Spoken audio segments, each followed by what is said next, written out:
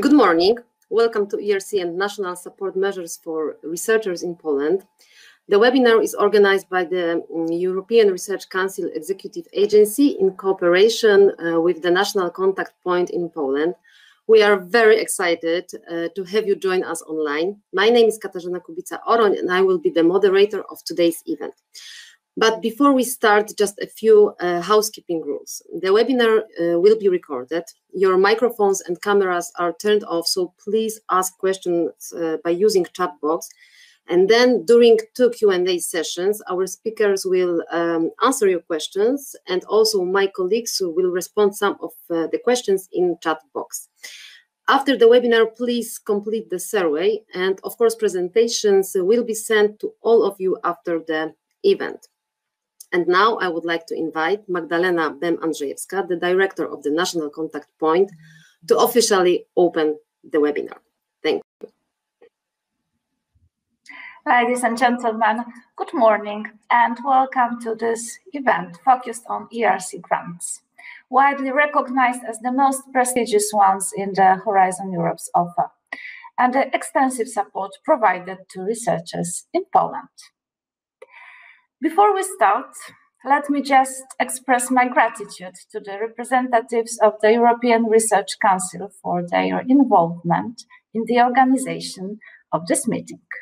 I would also like to thank all the speakers who agreed to participate in our event. Their first-hand experience, tips and testimonials will provide you with a unique perspective on the ERC grant procedure and the support mechanism available for researchers in Poland. ERC grants are renowned worldwide for their significance in the field of research. Apart from being just a financial support, they are a recognition of the most brilliant research ideas. The path to getting an ERC grant is challenging, but the rewards are immeasurable, both in terms of personal and societal advancement. Our agenda for today is very comprehensive, and I would like to provide you with a brief overview of what you can expect. First, we will have Christine Courillon, Research Program Agent from European Research Council Executive Agency, who will offer us an overview of ERC grants, including the novelties in the ERC Work Programme 2024. This will set the stage for a deeper understanding of the ERC offer and mechanisms. Following that, we will have the privilege of hearing from ERC grantees, Ewa Chrostek, Artur Obłuski, and Wojciech Knap. Their testimonials will bring invaluable perspectives on the ERC grant preparation and implementation. Afterwards, we will get recommendations for the preparation of a successful ERC proposal from Alicja Juskowicz, ERC Panel Member. I believe her tips will be a precious resource for all the applicants. Moving on, Katarzyna Kubica-Oroń, our national contact point for ERC, will introduce you to the NCB support system and ERC mentoring initiative, highlighting the free of charge assistance available to researchers in Poland. Bogna Hryniszyn, Director of the Excellence in Science Department and the Polish Academy of Sciences, will describe the support services provided by her institution. This insight will reveal the collaborative efforts across Polish institutions to help ERC applicants and grantees.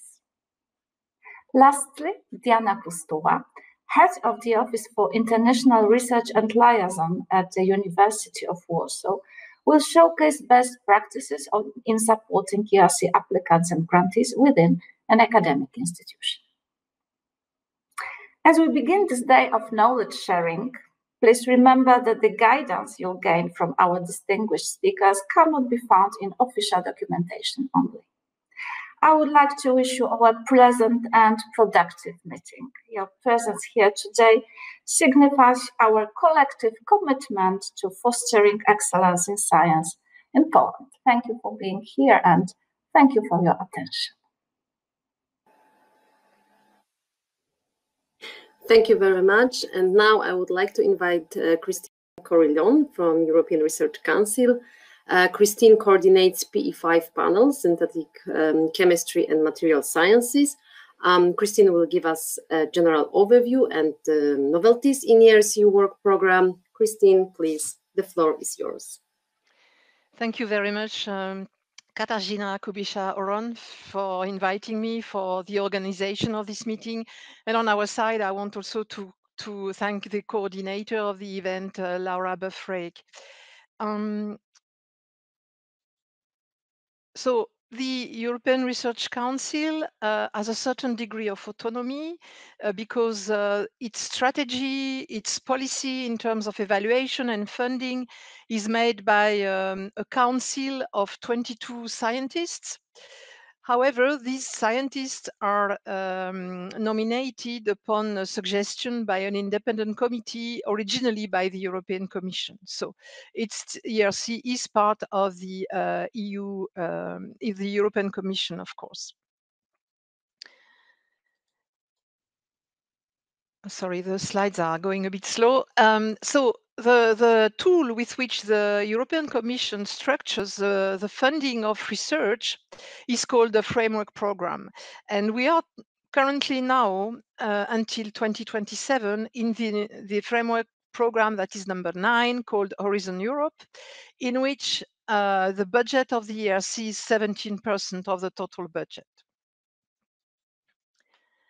And speaking of the budget, you see that for this Horizon Europe program, the budget is expected to increase slowly until the last year.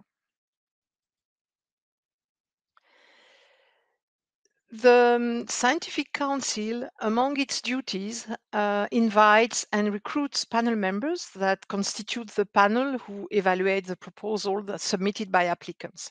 At the head of the council, there is the ERC president, Maria Leptin, and then the council is divided into 3 domains of science, each of which he's headed by a vice president. So Evrin Krohn is the vice president for social science and humanities. Eystein Jansen is the vice president for physical and engineering sciences. And Jasper Srestrup is the vice president for life science. Below them, 18 scientists belong to one of the 3 scientific domains and work on the policy and strategy of the ERC. The reason why I present them to you is that they are a kind of entrance door through which the community can forward messages or questions to the European Research Council and to the Scientific Council. So you may know one of these scientists, don't hesitate to share your views with them. The former vice president until December 2022 was a Polish scientist, Professor Andrzej Sasik from Krakow.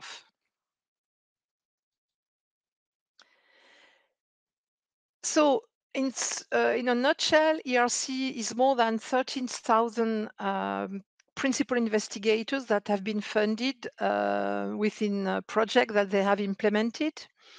That means also that they attracted more than 90,000 scientists to join their ERC team. And it means also more than 220,000 research articles in scientific journals. So why would you, as a scientist, apply to ERC? Because an ERC grant would bring you independence on the line of financial funding, of course, and also on the line of the time. This is a project for 5 years with a great financial autonomy. It's also the occasion to be funded on a project that you select. It is a bottom-up program. And once you get the grant, you can be mobile within the European Union and its associated countries. The grant is portable. So what is there for you in the ERC funding portfolio? First, if you defended your PhD more than 2 years ago, but not more than 7 years ago, then you are what we call a starting potential grantee. You can apply to the starting grants call, where the funding is, the standard funding is 1.5 million for 5 years. If you're a bit more advanced in your research career and you are needing to be consolidated as a principal investigator, and if you have defended your PhD thesis more than 7 years ago, but less or not more, let's say, than 12 years ago, then you could be a consolidator applicant for a grant that standardly goes to 2 million euros for 5 years. And if you're an advanced researcher, able to make proof that you have been active for the last 10 years in a relevant way in research, then you could apply for the advanced grants call for 2.5 million euro for 5 years.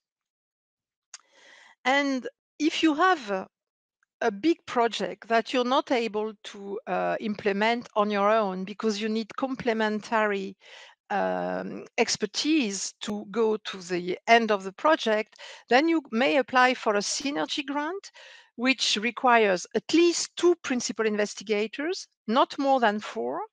And among these 2 to 4 researchers, one can be based outside the European Union and its associated countries, meaning you may have a partner from the United States and they will be funded by ERC. Now, if you are a grantee implementing one of these 4 projects I just described briefly to you, and you find a result that you think has a societal, economical, industrial potential, then you may apply for a proof of concept grant to kind of fill the gap between your fundamental idea you just discovered in one of the 4 grants I just quoted and the commercialization or the application of the idea. This gap can be filled by a 18 months long project for 150,000 euros to demonstrate, to prove the concept of this initial fundamental idea. So about eligibility windows, I mentioned for starting and consolidated grants that you needed to be a certain number of years after the PhD. So for example, for the starting 2024 call, which is nearly closed, we closed in a couple of weeks, 3 weeks from now, you have to, when you look at the 1st of January of the year of the call, so the 1st of January of 2024, you need to have defended your PhD between 2 and 7 years before that 1st of January, even if the starting 2024 call has been launched in 2023. And for Consolidator 2024, this would be exactly the same. You would sit on the 1st of January 2024 point and look backwards. You need to have defended your PhD between 7 and 12 years. How to prove it to us? The cutoff date is a successful date of the successful defense of your first PhD. So for example, for the ongoing call that is Consolidator, people who are eligible basically would have defended their PhD between the 1st of January 2012 and the 31st of December 2016.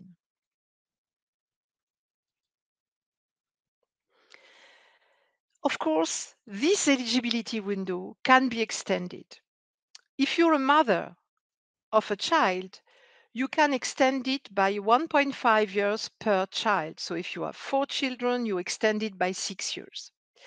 If you're a father and you can prove you have had paternity leaves, you can take this time spent in paternity leave to extend the eligibility window.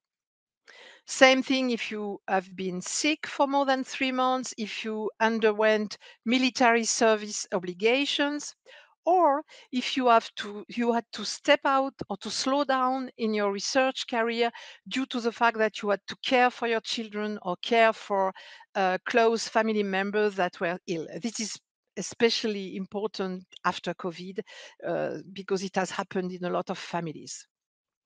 And if you're a medical doctor, you had to go through clinical trainings, and these can be used to extend the eligibility window. However, systems are so different from one country to the other that this is done by on a case-by-case principle by the ERC. So if you're a medical doctor and you want to apply to ERC, please write to us and we will tell you how long could be the extension. And you have no limit to the total extension, meaning you can have 4 children and be a medical doctor, and you can add upon the different extensions. Who can apply to the European Research Council? Researchers with any nationality, of any age, and any current place of work.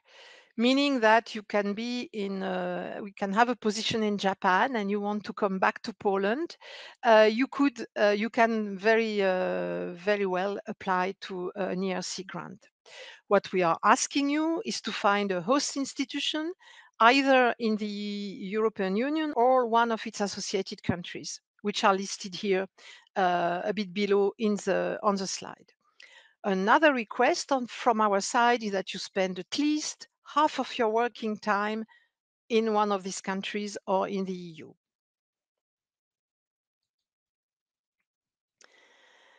An attractive feature is that if you are based in the United States, you may keep an affiliation there below 50%, of course, but you can keep an affiliation outside Europe and come to Europe for at least 50% of your working time to work on the ERC project. You may also ask for an additional funding of 1 million euro, which is, by the way, dedicated to 4 different categories. If you are from outside Europe, you have moving costs to install your lab and your group of research. This is a startup cost. They are eligible under this additional 1 million euro. You may want to access specific infrastructures to conduct your project. You may buy major equipment to fulfill the proposed program you've been awarded. And the 4th category, I suppose you will agree with me that you can place a lot of different situations in it. It's called other major experimental and fieldwork cost. So fieldwork, basically, if you are a social scientist, you may go and do comparison with surveys between different countries or different continents. This would totally be eligible in that category. If you are a chemist like I used to be, you may send part of your team to the United States so that they learn a technique. This would also be eligible for this category. And again, I remind you that grantees can move with their hand, with their grant in their pocket. So very quickly, to summarize, a starting grant is really to support excellent PIs at the stage that they are starting their own independent pathway in research. And what we ask them is to spend at least 50% of their working time on the project. We ask them to show in their profile that they have some potential for research independence and at least one publication without the PhD supervisor, or at least as main author. If you are a consolidator applicant, what we ask is that you show that you have already achieved a certain degree of research independence. You have several publications as main author or without the PhD supervisor, and you need to commit to spend at least 40% of your working time on the project. And if you're an advanced applicant, you're not requested to have a PhD, as bizarre as it may sound. What you're requested is to have been very active and recognized in research and to be able to provide an interesting and recognized track record of research in the last 10 years. By the way, if you're a mother of 2 children, you may extend this last 10-year track record to 10 plus 3, so 13 years. And what we ask the PIs to spend 30% of their working time on the project. We ask them to, as I already mentioned, to provide a significant track record in the last 10 or more years. and to have supervised early stage career researchers, PhD, postdoc, and to be able to show what they became after having left the supervision you provided to them.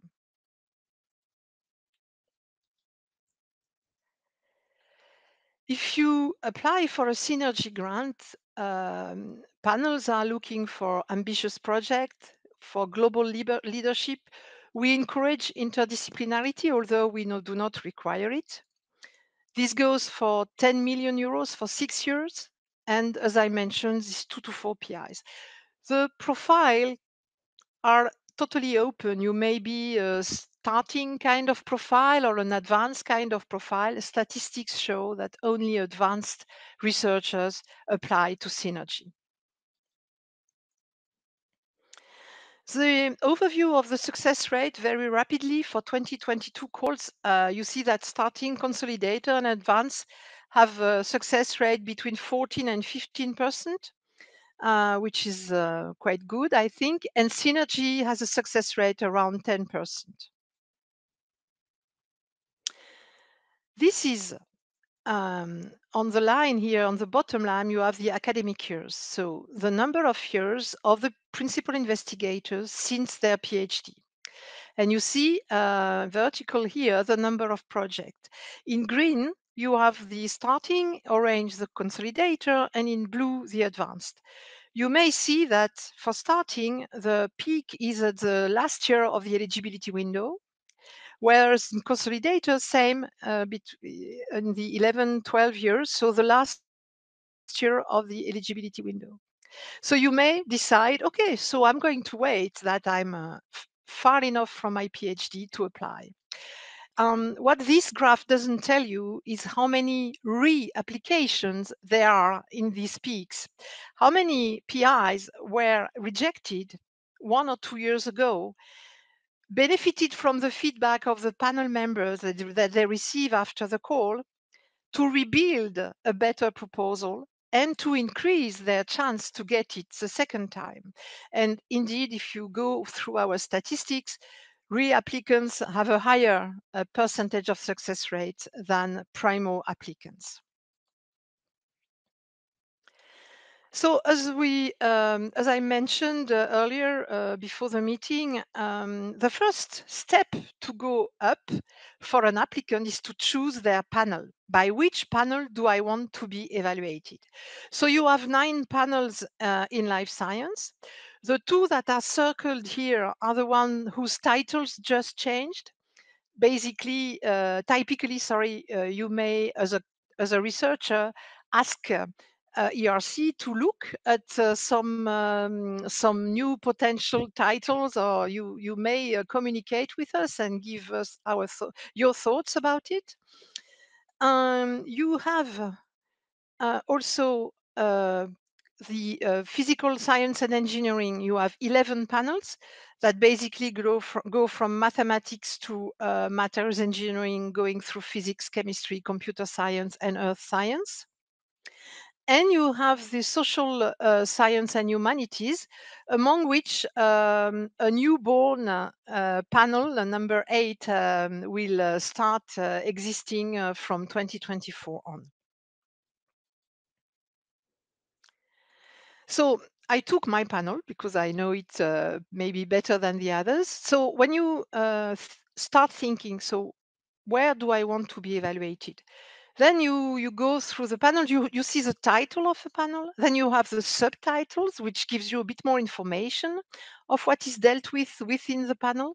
And then you go with what we call sub-descriptors, and you try to see if this corresponds to the potential impact of your project, to the methodology you want to develop in the project, or to the research question you want to respond to in the project. You may also decide that, okay, I'm a synthetic chemist, but I want to send a strong signal to the panel that part of my proposal will have very sound applications in biology. So you may go to the health science panels and see whether, as a secondary panel, you could send the message to the panel saying, okay, I want to be evaluated by PE5, but I have a strong component of my proposal that goes to that panel.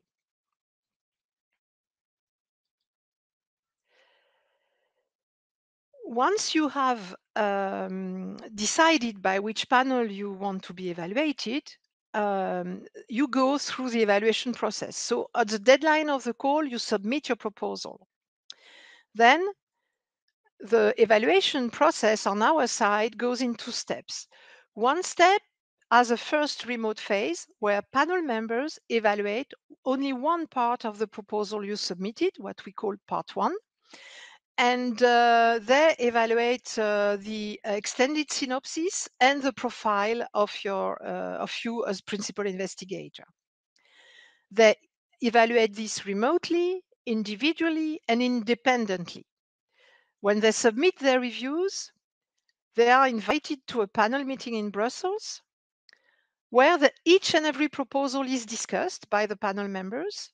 And at the end of the panel meeting, we have 4 categories of proposals. Proposals that are so-called rejected, the C proposals, the B proposal that do not make it further either because they are very good quality but not enough to be considered in a category upper than B. And then you have, from 2024, this is a novelty, you have 2 categories of A's. You have the A's that are invited to the interview and that will be further evaluated, for which, if you are an invited A, you will receive an invitation for an interview that you will conduct remotely for starting, consolidator, and advanced, and on site for synergy.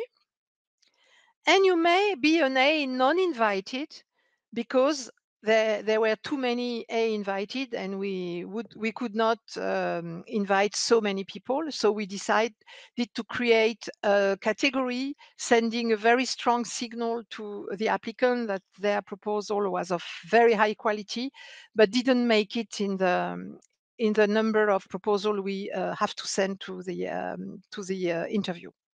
Then at step 2, you are evaluated in the whole proposal, parts B1, part B2, plus the budget, by the panel members and by remote referees that are nominated by the panel and that are experts in the topic of your proposal.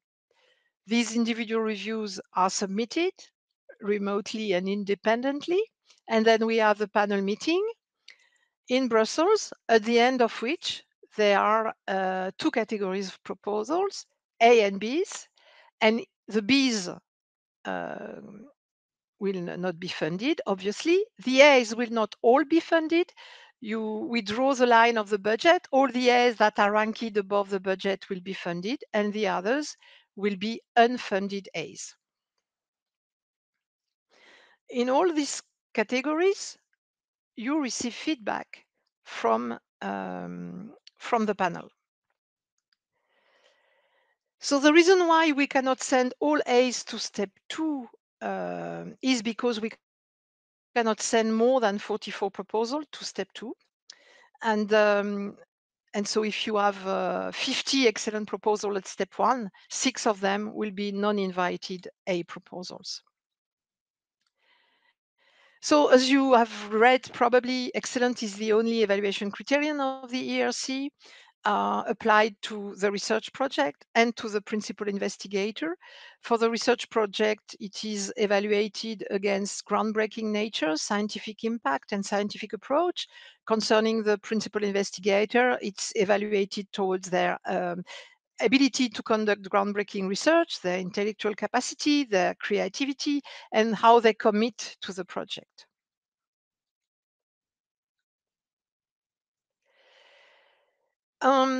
The new thing in 2024 that it is that officially ERC has decided to push the panel members to primarily focus their evaluation on the proposed research program. And concerning the PI, there is no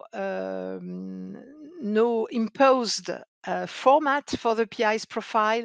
And so we expect the PI to be narrative and descriptive of their track record.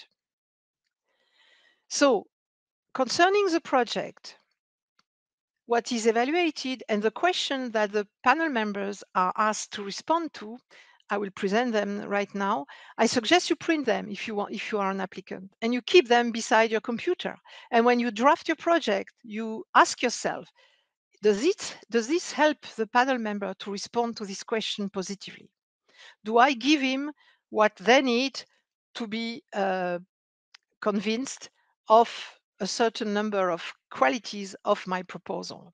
So the first question is, to what extent are the challenges, the research question, the concept of the project important? The second question deals with the ambition of the objectives and how far beyond the state of the art they are going. At step one, the scientific approach is evaluated along only one question, which is the project feasible?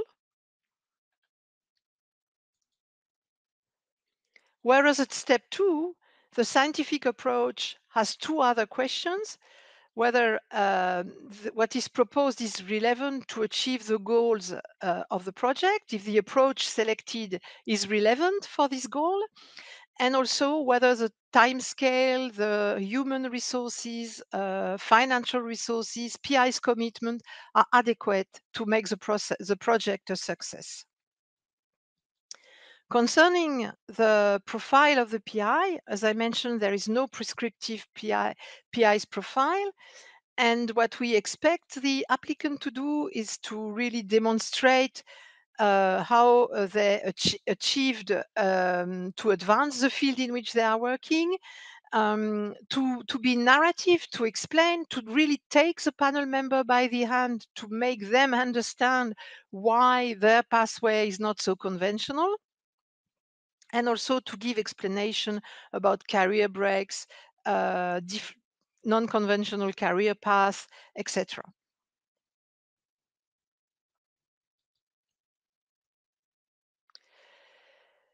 The question panel members have to respond to for the PI are: to what extent did the PI demonstrate they were able to conduct groundbreaking research, to be independent in their thinking, and to do they have the scientific expertise required for the project? And for that, the panel members give a qualitative assessment among the five categories that are just described below. Of course, preparing your interview is exactly the same. You need to keep in head the questions to which the panel members need to respond. You need also to convince the panel member that this is your project. And of course, we fully suggest that you rehearse in front of your colleagues, close colleagues in the area of science you're working in, but also with colleagues that are borderline from this area, so that because not all panel members are in the very exact topic of your proposal, so you will be also evaluated by panel and heard during your interview by panel members that are a bit at the interface of your field and other fields, and they need to understand what you're doing. They need to be convinced that your project deserves to be funded. These are the calendar dates for the call. So as I mentioned earlier, the starting call is closing on the 24th of October. Consolidator call is closing on the 12th of December. The advanced call will be launched in May and will close at the end of August. Synergy is currently running and closes at the beginning of November.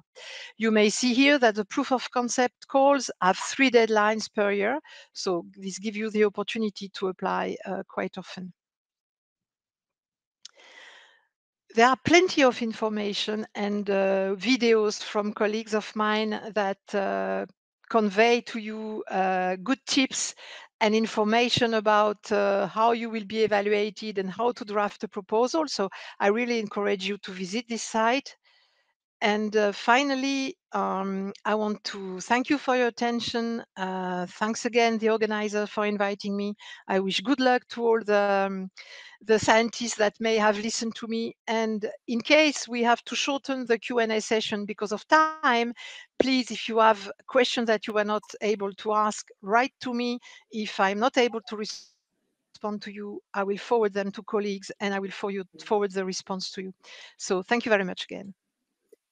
Thank you very much, Christine. This was very extensive information about ERC funding schemes, and I'm sure there will be a lot of questions addressed to you, so please stay with us. And now we will have a session of testimonials from ERC grantees. I would like to invite Eva Krostek, the grantee of Starting Grant in Life Sciences. Eva is carrying out her ERC grant at Jagiellonian University. Eva, please proceed. Hello, everyone. As Kasia has already mentioned, my name is Eva Krostek. I'm currently based at the Jagiellonian University. And first, I would like to show you the project I'm currently completing, Mechanovolbachia, uncovering the mechanism of action of an antiviral bacterium. So, in this project, I proposed to transform Wolbachia research, and to know what it means, you have to first learn a bit about Wolbachia. Wolbachia is an intracellular bacterium. Here you can see it labeled with those big W's inside an infected cell, and it is a symbiont of many animals, mostly insects, and because insects are the most species-rich group of animals out there, it is currently estimated that Wolbachia may infect 3 million different species. And in those 3 million different species, Wolbachia does different things, and the thing that I'm most interested in is Wolbachia conferred antiviral protection. Here you can see a graph where on the y-axis you can see the percentage of the flies alive over several days after the pathogenic virus infection, and you can see the two lines here. Can I use a pointer? Hey, maybe. Can you see my pointer? Can you nod? No. No, unfortunately, no. Oh, yes. Okay, then forget it. Then you can see that flies with Wolbachia. Now we can see. Yeah? Yes, we can see. Okay, so it was a bit slow. So you can see that the flies with Wolbachia survive the infection much better than the genetically matched flies without Wolbachia. And because this difference in survival is also reflected in the titer of the virus in the flies, and flies with Wolbachia have significantly lower viral titer than the corresponding flies without Wolbachia. Wolbachia from Drosophila has been transplanted to mosquito vectors of human diseases, like the Aedes aegypti you can see here, and has been subsequently proven to be able to reduce the copy number of the human pathogenic dengue virus in the mosquitoes. And because mosquitoes with Wolbachia now do not get dengue, they are being released all over the world in tropical and subtropical areas, which are under the risk of dengue, in order to spread the disease, to stop the spread of the disease to humans. And the results of the recent field trials in Indonesia show 77% reduction in dengue infections and 86% reduction in hospitalizations due to dengue in Wolbachia treated areas.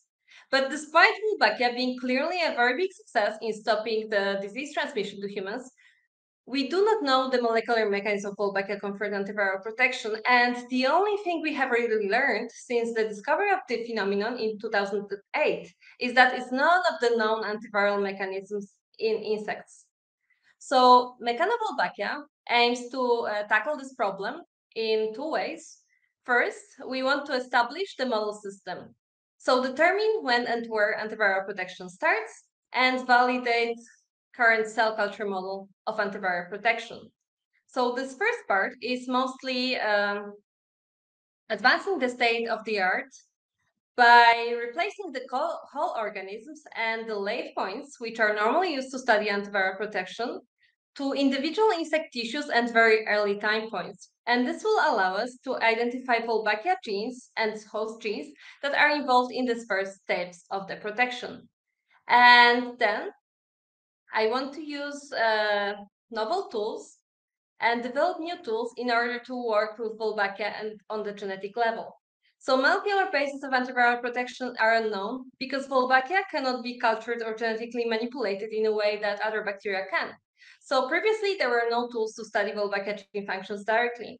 But in my postdoc, leading up to the ERC proposal, I developed some tools to do it. So now I want to use those and build on them to develop more tools in order to fulfill Mechano-Wolbachia scientific goals. And in the long term, my projects will allow me to discover mechanisms of Wolbachia, conferred antiviral protection and other phenotypes, develop tools to study other unculturable microbes of insects and other species, and use Wolbachia as a vector for useful transgene in insects, because Wolbachia has a way to spread in the population. So if it could drag along useful genes, we could give insects a whole new set of capabilities. Further, I hope my project will improve current vector control efforts, preserve health of beneficial insects like our pollinators, and depending on what the mechanism of protection is, we can even use it as a drug or a drug target beyond Wolbachia or insects. And this is it proposal-wise. And I would like to also take this opportunity to let you know who I was in 2020 when I was applying for this ERC grant. So I was a PhD student at the Gulbenkian Institute in Portugal, where I managed to discover the first phenotype-genotype link in unculturable Wolbachia bacteria. From Portugal, I moved to Max Planck for Infection Biology in Germany for a 2-year EMBO long-term fellowship, where I described standards for reporting infection with unculturable bacteria in insects. And from Germany, I moved to the UK, to the University of Liverpool, where I was a FEPS and Marie Skłodowska-Curie Fellow. And there I was developing the tools to study Wolbachia gene functions. So at the time of my applications, I had 4 individual fellowships, 10 first author publications. However, and importantly, I had no Nature, Science, or Cell papers. I had 8 invited talks and 7 different awards for professional achievements. And I was first told to apply for an ERC starting grant on the day of my PhD defense in 2014 by my PhD supervisor at the post-defense dinner, where he said that nobody has ever told him to apply for an ERC starting grant. So he's telling me now, and I am to do it. So 6 years later, I actually did it, and it was a very good decision. And in those 6 years, in between the first idea emerged to the actual applications, as you can see, I traveled and I tried to establish international portfolio. I tried to show that I was fundable by different external fellowships, and I tried to build a brand, because as Christine has mentioned before, ERC is an award for the best scientists, really. So you have to be innovative, you have to be creative, and you have to have potential, but you also have to make sure that others do know that you have all those things. So you really have to be out there and advertise. And I actually learned, and one of those ERC events at Academia ERC this year, that to be the best scientist, you have to be either a student of the best, collaborator of the best, or mentee of the best. And I didn't realize that consciously at the time of the application, but now I can see that this is probably good and very well thought of advice. So after you're the person that the ERC is willing to fund, you have to have an idea. And my proposal is a combination of an absolutely safe, however very laborious and tedious work that no one had thought of doing before, and innovative and groundbreaking experiments that are a little crazy, but I did have enough preliminary data to prove that they are not completely nuts. So what has helped me to get the grant? I got a lot of help preparing my ERC proposal and then up to the interview. So first was the national contact point. And they were obviously having those training sessions about how to write a good proposal. And the most important highlights of that for B1 is that your CV and track record should tell a story, should tell what kind of person are you. So it's not a simple list of facts. It has to be more, it has to be a bit more, it has to make sense. So you have to justify like deviations from your career. You have to show that you had some bigger picture in mind all along. Second thing for ERC starting grantees is the stress on independence. So to make your CV or to lead a life that from which it's clear that you're independent researchers and thinking for your own. And another thing that I was told European Research Council values is the international outlook of your CV, because yeah, that's what the European Union is all about.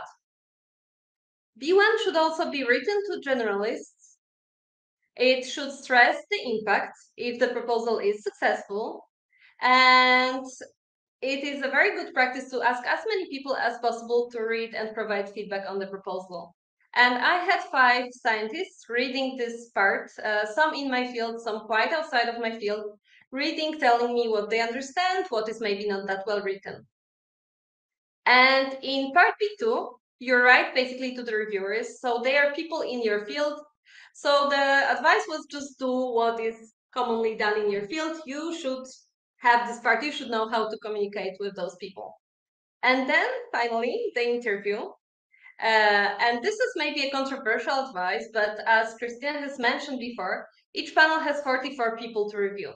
So I think of it as the TED Talk might be useful advice, because if you can stand out from this crowd of 44 scientists, if you can really entertain your audience a bit there, it's much more likely that they will remember and have positive feelings towards your proposal at the end of this. Practice, absolutely, more than once. Practice, change weird things. Practice answering to questions. And here I also got a very good advice at the time I was practicing for my interview. As the interview is timed and you have 10 minutes, you really have to go straight to the point with your answers. So 3 sentences and stop talking. And I have a very bad tendency to just go on and on and on and tell everything that I know about the subject when I'm asked a question.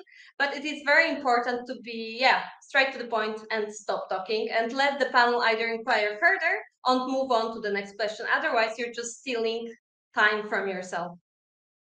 And other thing that helped me really get the grant are mentors and people who cared about my professional success. So people who I knew were good at getting grants, had some already, and knew how to write them so that they read well. I would advise you in this regard also to start helping people early so that you are not shy to ask for help where you need it yourself. So network, network, network, and ask, ask, ask.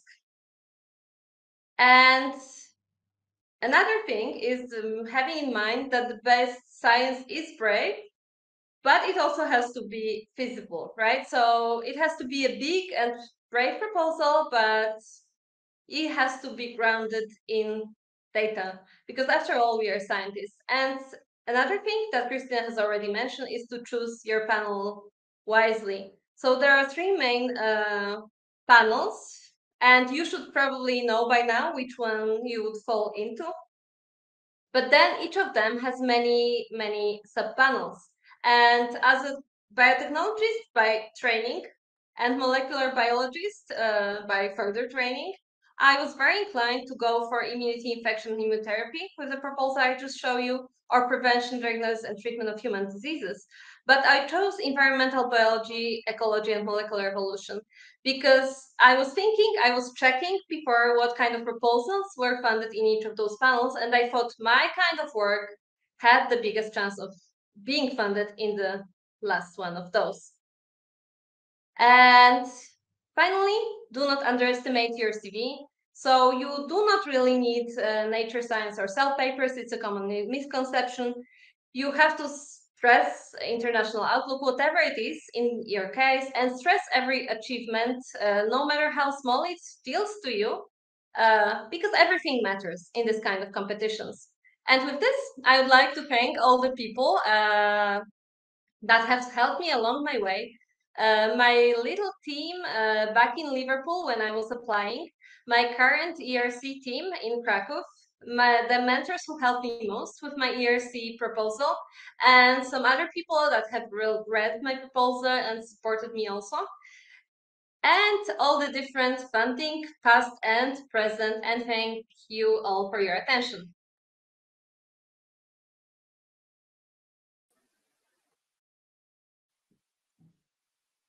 Thank you, Eva, for your presentation and for sharing with us your experience. And now I would like to invite the next grantee, Artur Obuski from the University of Warsaw, who is the grantee of 2 ERC grants, starting and consolidator in the field of archaeology. And he also received the Public Choice Award in the ERC Public Engagement with the Research Award competition. So, Artur, the floor is yours. Thank you very much, Kasia, and first of all, I would like to thank the organizers for giving me a chance to talk to other people who would like to get the ERC grants from Poland and all over Europe, as I found out from the list of participants. So you are probably asking yourself, why did I give this title to my presentation? I think that the process of getting this grant is unpredictable. You can submit the same application twice and you can get completely different results. It is, I want to be clear that it's nothing against the ERC or ERC, but I think it differs on the basis of the panel members, and I think it's good because if panel members change, it changes the approach to the applications that are submitted, and various applications can get funding, not only applications which fit one profile. So I'm not gonna give you a pep talk. You all already know how great it is to get an ERC grant. It makes you top 10% or maybe top 20% scientists in Europe and maybe even a little bit wider. I will talk about my own experience and I try to give you some hints, but I think there is no one single way, single process to get the grant. I think it varies from discipline to discipline. So on the right hand side, you have my profile, more or less my scientific profile when I applied for the first ERC grant, starting grant.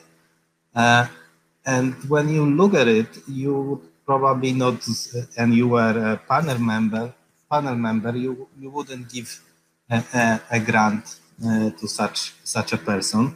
My career is completely different than Eva's career because, as you can see, I was never working in the academia. I got my first job in academia in 2015. So it was like 2 years before I got the ERC grant. I did archaeology, I can't say aside, but together with working in other places, it was mostly public administration. I did a lot of things in public administration, from strategic management, state budget, to managing the EU programs, cross-border programs as well. I also want to tell you that my first, I think, at least 15 grant and job applications, they failed. I need to put an asterisk here that all of them I submitted in the US, and applying in the US is quite different than in Europe.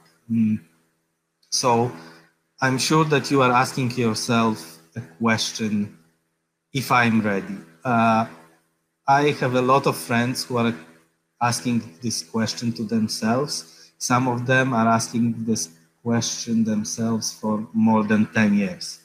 And I would like to encourage you not to ask this question to yourself, just apply. Do not hesitate. I mean, it doesn't cost you a lot to apply. And there are no bad consequences. I mean, no one will cut your hand off if you don't get this grant. You will just learn from your experience, and you can apply again. That's why I would like to encourage you to apply early in the program time frame, so you can get some experience if you don't get the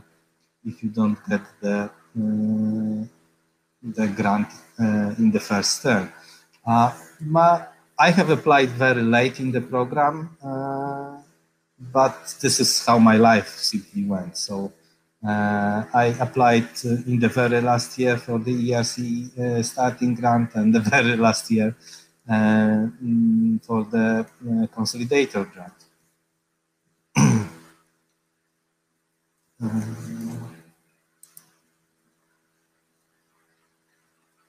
So what was my experience? What really matters in the application process from the perspective of applicant in humanities? I think the most important part, and I think that the presentations here, especially Christine's presentation, proved here that what really matters is your creativity and the idea behind your project.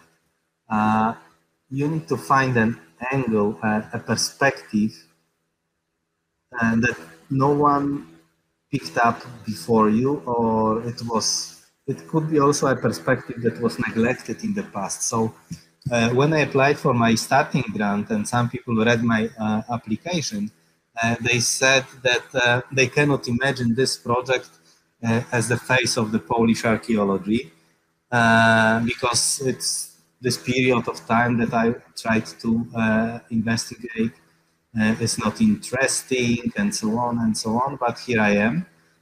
So I would like to encourage you not to insulate yourself from the arguments of the people who are reviewing your application before submission, but always stand your ground. And I think you learn only if you fail.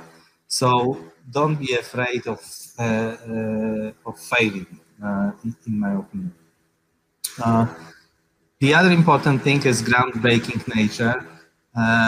In archaeology, it's quite simple because you have to break the ground when you start the excavations.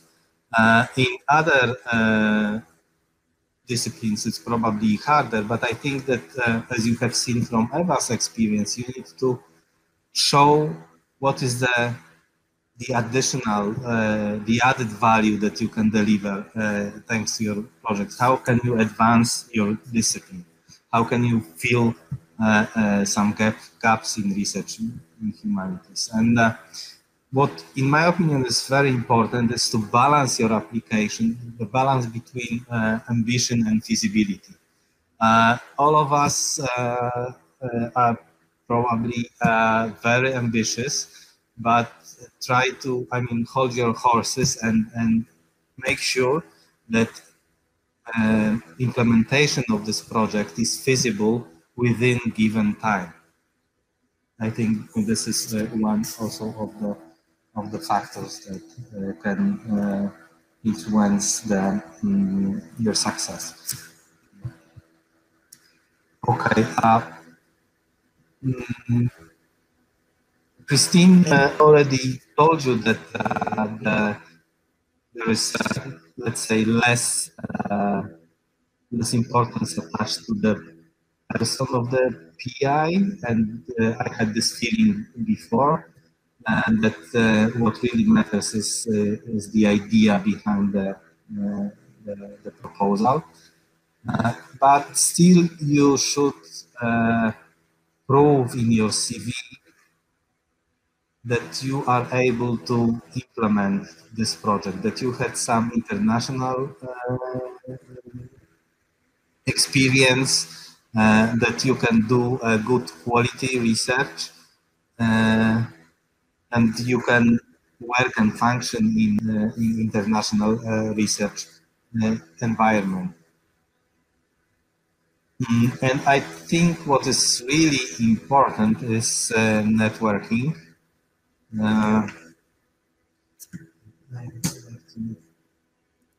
Stress it really.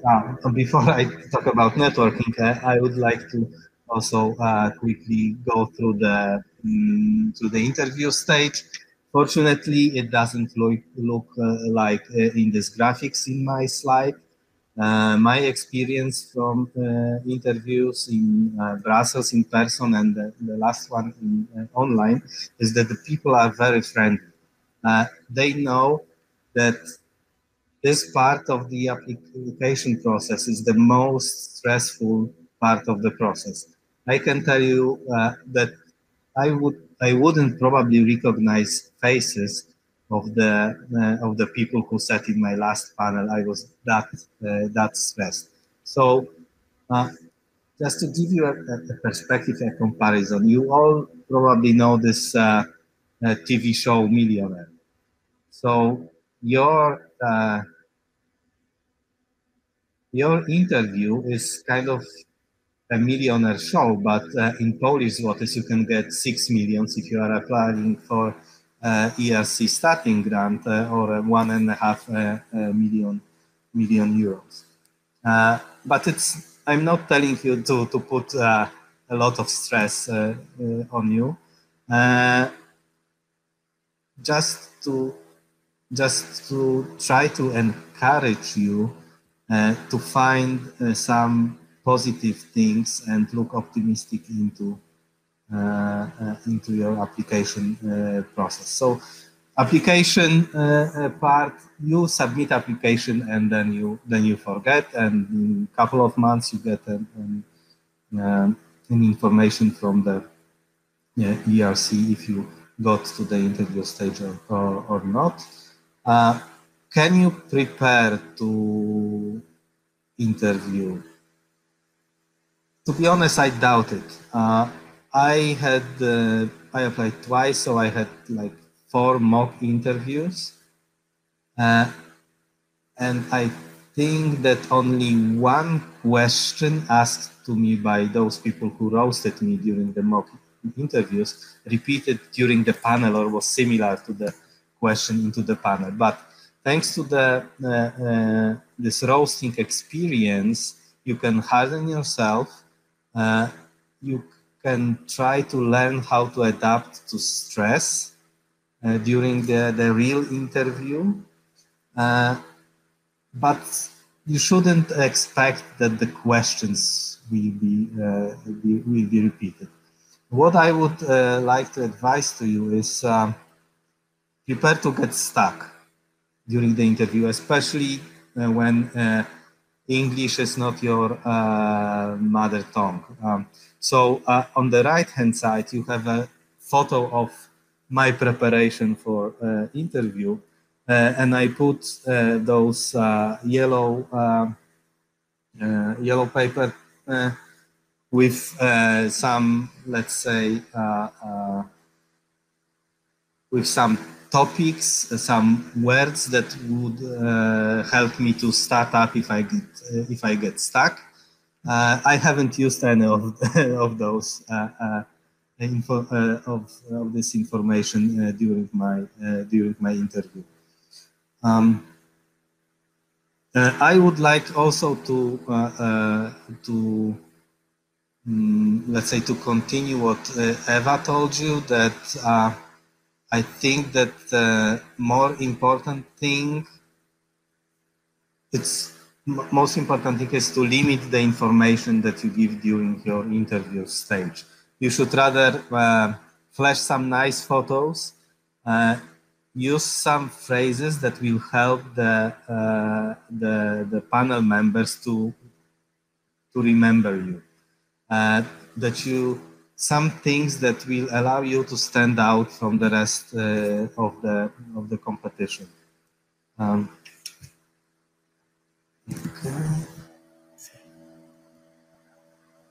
It's not moving. Maybe it can start. Okay. So when you get it, this is of course the nicest part, but it's not always that easy, because people love you, especially your rector will love you, and your head of your department will love you. But there will be some people that maybe not hate you, but will be jealous. And my advice would be just to live with it. I must say that I'm really happy that happy about my cooperation with the ERC implementation executive agency. I have got several other grants during my career, but my cooperation with let's say the sponsor institution was never so smooth and flawless. The officers that you are working with, they are always helpful. They try to find the solution for your problems. They don't put obstacles in your way. And the funny thing is that when you get this grant, you start thinking, what is the next program and what is the next grant I can apply for. Some, let's say, technical hint: secure rector support, which shouldn't be difficult to do. I don't know why it's. Is it a sign that I should finish my talk because someone is changing my slides? I don't know. Okay, so the most important thing is... We are on time. You have 3 minutes more. Okay, because my slides started. Oh. I don't know what was happening. Okay, whatever. So I will get back. So the most important things, in my opinion, this is the idea in your grant. This is what makes you stand out from your competition. This is the most important thing. I think that ERC grants are not for everyone, because there are different types of scholars. There are some scholars that are very creative, but there are other scholars who are great in implementing and this routine kind of research. And it's good to combine both perspectives. But I think ERC grants are for those who are very creative. The idea that networking is very important. It's not that the panel members will know your research, but I'm sure that panel members are picking up phones and calling some other people asking about you, and so on and so on. So networking is a very important thing. Let yourself to be known in the world, and from a good side, let's say. And let other people know the quality of your research, and try to, and I think the important thing is also that you need to prove the ability to deliver. And some grant hacks, the most important thing apart from the creativity of your idea is networking. You should also be vigilant on the changes at national and ERC level. We have learned about those changes thanks to Christine's talk. Check the history of composition of your panel. I don't know if it's still the same process is going on in the when the panel is created, that 1/3 of the members is changed every year. So and the panel members' names are published a year after the panel. So there is a good chance that at least 1/3 of the panel members in your panel will be panel members that you that were in the same panel 2 years before. Make grant application a teamwork, writing, and also assessing it. But I think everyone is doing it. It helps you to get various perspectives on what you want to do.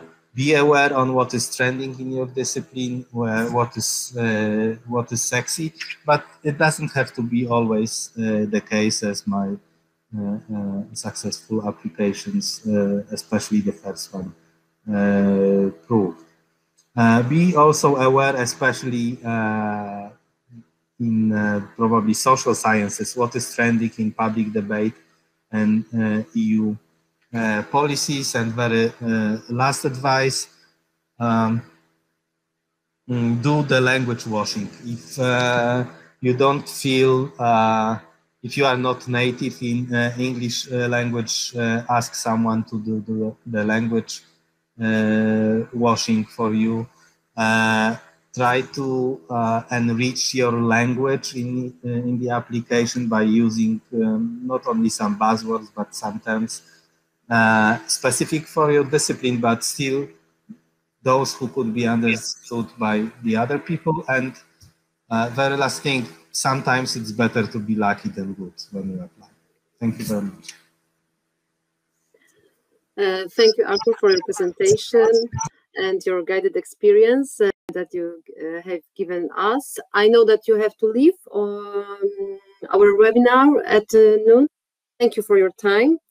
And now you'll be hearing a presentation from our last grantee, Wojciech Knap, from the Institute of High Pressure Physics at the Polish Academy of Sciences. Wojciech Knap is a grantee of ERC Advanced Grant in Physical Sciences and Engineering domain.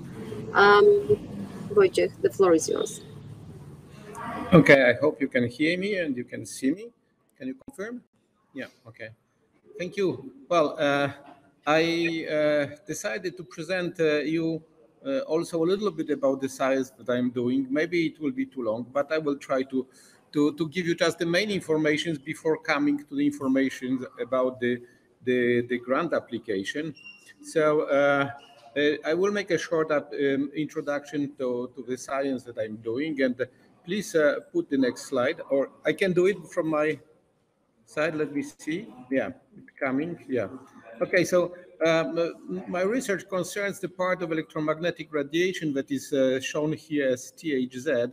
This is a part of the electromagnetic radiation that is not until now very used in the everyday life. Other parts, from X-rays to microwaves, X-rays on the right and microwaves on the left, are very well explored, as you see, as illustrated by the pictures that I have taken from my colleague from Japan. X-rays goes through metals and bones and so on, and you very well know the microwaves or the waves used to communication. So the object of my research is to try to make a terahertz useful, and terahertz useful is, for example, for non-destructive testing. When you see here in the plastic cards, seeing the picture in the terahertz, when you can see the defects of the different electronic circuits. And also important application is also in the communication, and the red point on this plot is the target of very fast communication. There will be the 6G or 7G that will be doing, that will need the terahertz waves. And the last example is in agriculture, when you see the different phases of watering of the vineyards, and you different pictures are terahertz pictures showing that when the leaves are drying. So these practical applications led me to apply for terahertz related ERC Advanced Grant.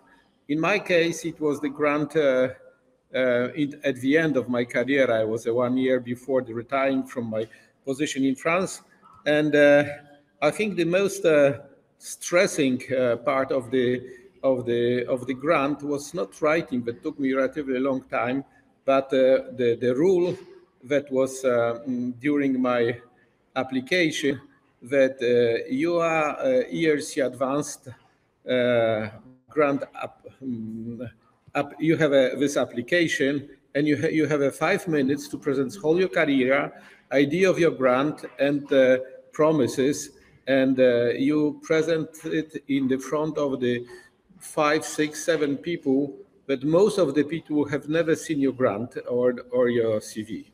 This is a kind of the very difficult exercises, but I will show you this 5 slides or 6 slides that I prepared there, because they will explain you my way to do this, successful application. So you see again this terahertz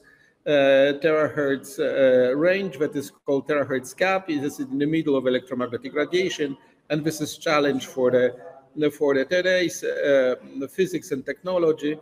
And the picture down there on the left side, it is something that is called a free electron laser. This is vacuum device, very big, very expensive device that is used to generate terahertz now. And the objective of my project was to make on-chip plasmonic amplifier, something that is done on the solid state basis.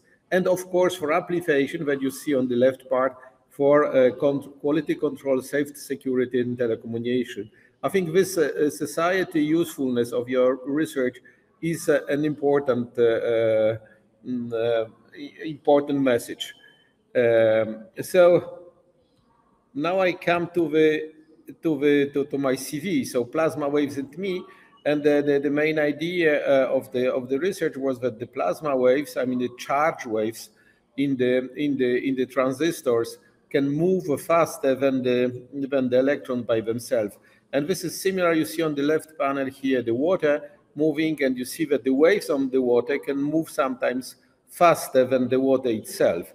And this is the main idea of the plasma wave electronics, where I worked for 30 years, and I had a success of creating the detectors of terahertz radiation using this plasma wave electronics, and created activity in 2 societies, one that is called Terracalis, it's in France, another, this is a department of the Ortex Society that took care about realizing the cameras with my detector. So detectors were kind of successful.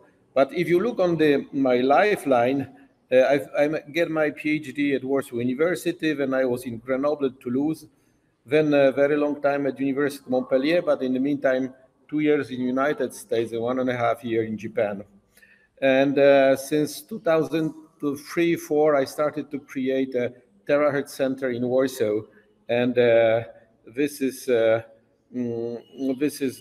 more or less my lifeline from scientific point of view, and that I presented coming. And then I get a breakthrough results working in Japan, in the sense that my postdoc student, PhD student that went in Japan, made experiments in which you see on the left panel this blue cylinder that represents terahertz radiation coming on certain semiconductor structure. A piece of semiconductor is going as a red, slightly wider or stronger beam reflected, and this transfer of the energy from the current of the graphene grating gate structure. This is the structures with the multiple gold fingers. Transfer energy from the current through the fingers to the light was kind of the breakthrough result that you obtained in 2020 together, as I told you, with Japanese group. And this is one of the lessons for the grantees that maybe of the importance that sometimes when you get a new result, you worry very much about explanation, about the theory, and you hesitate to publish. And what we published this result with very few and very mean quality answers, but I think with a few very important and very good questions. And the same questions I presented in the project. So this two main objectives that I presented in the project was find physics behind this phenomena, behind this Physical Review X publication. This is one of the highest level publication in the solid state physics, equivalent to Nature, sometimes even considered as something better in the sense that it's based on the American Physical Society and the well-established journal PRB, Physical Review B and A. And then to explore new phenomena, to explain the things that we could not understand really.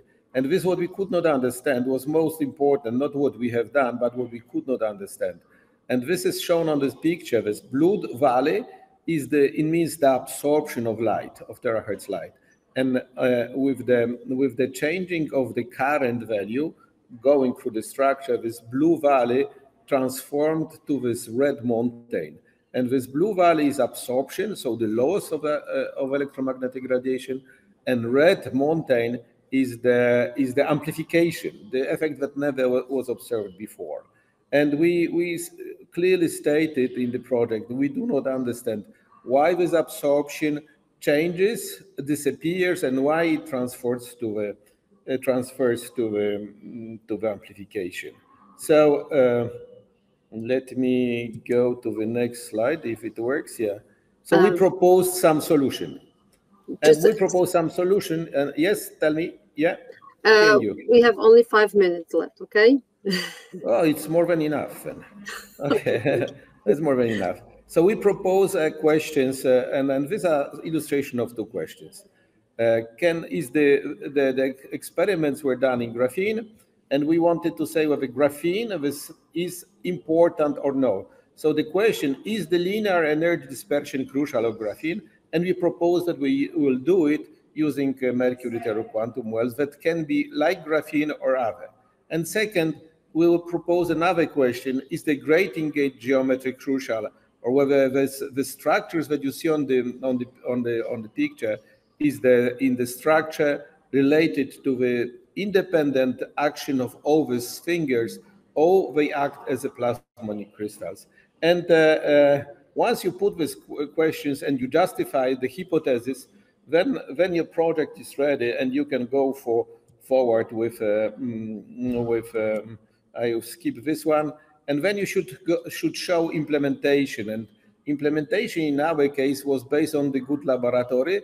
We had a FNP International Research Agenda grant, so we get a good nanotechnology hub and terahertz laboratory. We had a very good nano device processing, and we had some preliminary results on these plasmonic crystals already. And all this led us to a very important part of the presentation. If somebody of you is going to make the advanced grant, I really suggest you to present these two panels, the importance of your science, of your action in the grant. First for the science, and this was some specific words used here. Points 1, 2, 3 is the most important is the 3, but this is we propose that this will solve the 30 years old problem of terahertz amplification by plasma in solids. So this is very old problem. And then very important right part, society and application for. Even if it is basic science and people thinking, yeah, this is basic science, the importance for the, either you have a great importance for the future science. So your new I don't know, general relativity theory, but if not, please pay attention to the potential use for the society. So you see here the same words that I was using before, security and safety screening, high data rate for the wireless communication. And then the panels that probably you do not see very well the picture, but we propose a kind of the amplifying mirror that takes the radiation. Once the radiation goes through this mirror, the current from the battery makes amplification. And this is to improve the communication between the satellites or satellites and buildings, or between cell phones and so on. And this promises, although they are not realistic in the project, but showing perspectives for this high-risk project in the 10, 20, 50, or 30 years is okay, and I think should exist in the project. So I think I will stop now. I just wanted to thank for the national help teams, and I copied here 2 addresses that I found last minute, and this is the Polish Academy System, Polish Academy of Science team with led by an Urbańska, and they also provided me the studio that helped to improve the graphic presentation, and also NCBR. I found Magdalena Chomicka and Bogdan Hrynishin from NCBR.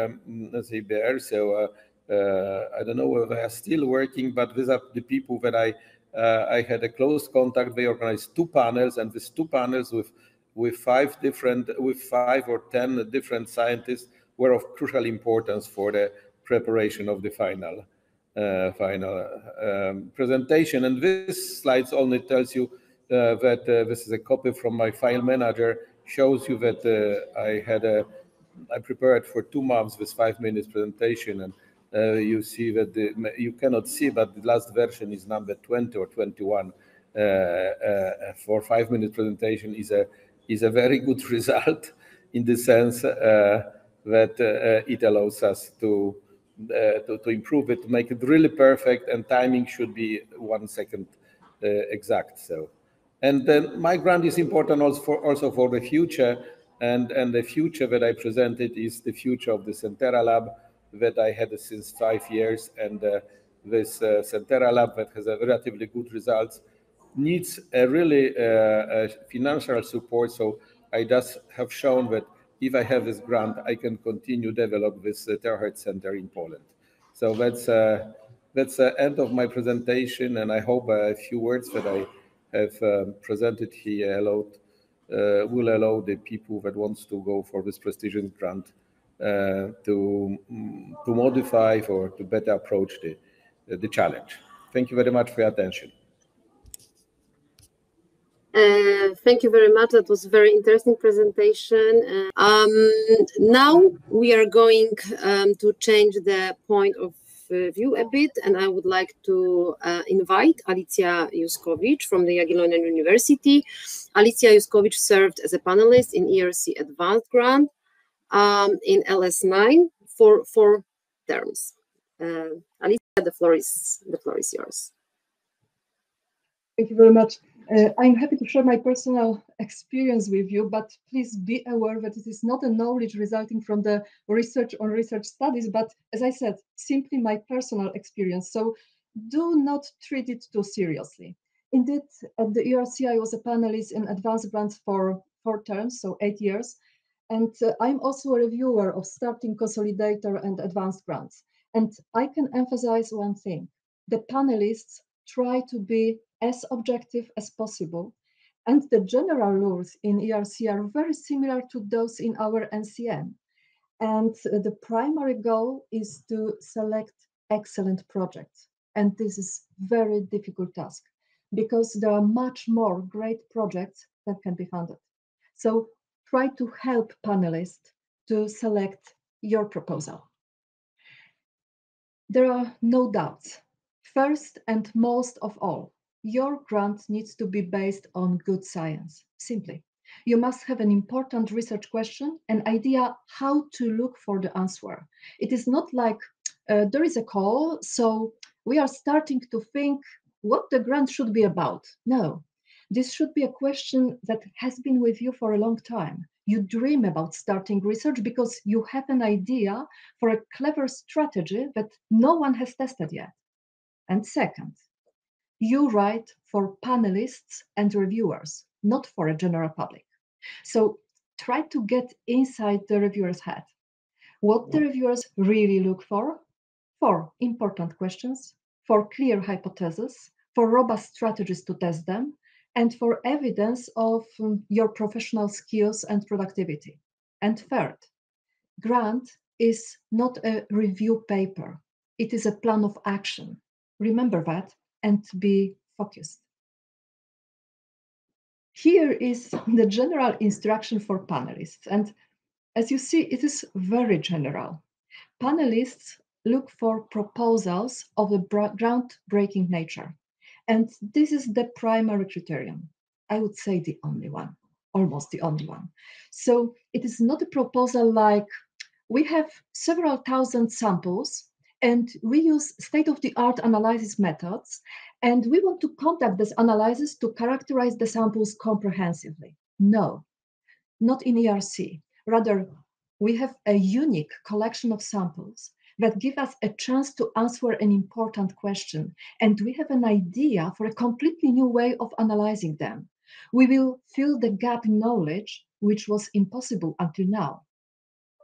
When evaluating the PI, the panelists try to assess whether the PI has the capacity to execute the project based on the achievement to date and also the way in which research tasks are formulated. There are two stages of evaluation, as you heard about that, and it is exactly like in NCM. In the first stage, panelists have an access to short versions, this 5 pages, of all projects, but they are directly involved in the evaluation of only some of them. The panelist can serve as a primary reader, and this is a person who prepares opinions and then presents the proposal, and as a secondary reader, who, similarly to the primary reader, prepares opinion. All opinions are prepared independently and uploaded to the system. About 2 weeks before the meeting, the opinions are made available to all panelists. During the panel meeting, the primary reader presents the proposal and discusses the strengths and weaknesses. A lot depends on the primary readers and their involvement. You write your short version, your 5 pages, in fact, for your primary reader. This is an experienced scientist, but not necessarily in your field. Probably not close to your topic. You must remember that. In theory, all panel members can discuss each proposal. In practice, the most active discussion is mainly among the primary and secondary readers. There are usually some proposals that were rated as weak by all readers. They, without long discussion, go to the don't found group. They may be also some proposals that were rated independently by all readers as outstanding. They, again, without long discussion, go to the found group or to be sent to external reviewers group at the first panel meeting. But the vast majority of the proposals end up in the middle maybe group, and they are discussed very intensively. Therefore, try to get the reviewers excited about your science at this stage. These 5 pages of the part B1 are absolutely crucial. Indeed, it must be an interesting text. It must be written in a simple, clear way so that people unrelated to the topic can follow it, but without oversimplification. In my opinion, part B is more difficult to prepare and B1, and writing style influences the perception of a greater extent than in the case of the long version, B2, assessed by external reviewers. So please work a lot on this 5B1. Here is the layout that the panelists used last year. The wording in the current code may be modified, but the general direction is similar. So during the first meeting, when the short version is evaluated, the panelists assess the groundbreaking potential of the proposal. Does it address important challenges, ask important questions? Does the goal reach beyond the state of the art? Currently, there will be no direct questions about the high-risk, high-gain approach, but analyses have shown that the projects assessed as outstanding after implementation were primarily assessed as high-risk, high-gain. Even if there is no such wording now, the panelists will expect this type of proposal. In scientific approach, we evaluate whether the proposed research strategy is feasible, but still bearing in mind its groundbreaking nature so that they can be risky. As a result of the first meeting, the selected proposals are submitted to external reviewers. The reviewers are the specialists in the field. They may be very close to your topic. Your long version of proposal, that's 15 pages, are written for them. Therefore, short and long versions are addressed to different targets, like in NCM. When evaluating the long version of the proposal, the same questions are asked, plus questions about methodology. Is it appropriate to achieve the aims? Therefore, the way of describing research task is so important in B2 version. In the next step, few months after the first meeting, there is a second panel meeting, and panelists evaluate the long versions. So, the panelists have in the second step the access to both the short and long version. Therefore, I would not use the copy-paste mode with fully repeated paragraphs in B1 and B2. In fact, in the B1 and B2, you can highlight the problem from different perspectives. Panelists will see it. And they will receive, of course, the most important thing, the external revisions. The primary reader will prepare the summary and will lead the discussion during the second panel. Primary and secondary readers will also ask most questions during the interview. What are the general rules in ERC research project? Classical. Do propose original science. Prepare it as a hypothesis-driven approach. Do provide a well-focused research plan. One characteristic thing in ERC is the groundbreaking nature expectation. Very often in other calls, there is an advice, do not propose too much. Of course, even in ERC, you have to be realistic, but with some dose of self-confidence. In ERC, the high gain potential will justify high risk. For sure, you have to discuss problems, honestly and reliably assess the risk, and indicate rescue strategies. But of course, you and reviewers. I cannot imagine, of course, the proposal without convincing preliminary results. When you write original research paper or review paper, we will use classical academic style, which prefers impersonal tone. However, if you write a grant proposal, you are expected to convince the reviewer that you can perform excellent study. I would recommend active voice, more energetic phrasing. You can believe in your interpretation of the preliminary results, although, of course, you are aware of alternative possibilities. You can show some level of self-confidence, but please do not exaggerate. As I emphasized, you should use writing style that can be understood by diverse group of readers. Generally, fewer words with greater clarity.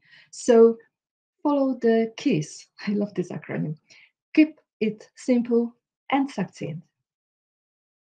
And the most universal fundamental law, writing always takes longer than you expect. And remember, writing both the proposal and the reviews. You and your reviewer have the same problem, deadline. This is your reviewer of your primary reader going through your absolutely great proposal. He should have a lot of time and be able to focus on details. Sometimes he has, but often no. So try to help your reviewer. Prepare a well-organized, clearly written prose. Help the reviewers to understand the way of your thinking, to find important fragments, give them the arguments to fill out the revision form, and there is a good chance that they will appreciate that and will turn into your advocate. I mentioned that it is important to clearly describe research tasks, especially in the long version. A good method is to give this part a certain predictable rhythm, as in this scheme. First, indicate the overall goal. For example, you want to understand how something important. And then describe your specific aims. For example, to define the role, to identify the mechanism, and so on. And each specific aim described in a similar way. What is the rationale? Why you set up such aim? What is the question? How are you going to answer it? What will be the outcome? What is the risk? And what is your rescue plan? For each aim, similar points. If you can summarize the research plan with something like, our novel model merges different key observations into one cohesive mechanistic explanation, do that. And remember, this is your reviewer. Help him. For example, avoid such stuffers as, the growing body of evidence suggests that, no, delete. We conducted an investigation of it. No, we investigated. Our drug induces mobilization of cells. No, our drug mobilizes. Avoid empty words. This makes your text focused and more dynamic. But what is great about the ERC grant, it is focused on the quality of science. When you prepare implementation reports, you write down the value you have, all these values which have been achieved, not only publications. The meaning of achievement is much broader. Development of new methods, research tools, databases, interdisciplinary activities, knowledge transfer, and so on. You should also describe the problems you are facing in these periodic reports, not only scientific and technical. Also, you are directly asked about the support provided by your institution, startup facilities, access to labs, access to the equipment. This is what the NCN should ask about.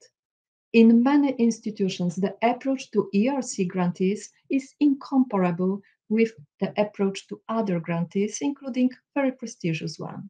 It is worth having a grant from ERC. It is not just money. It is also the feeling that your university, your institute cares about you. As you see indicated by this yellow arrow, how well you and your research projects have been supported.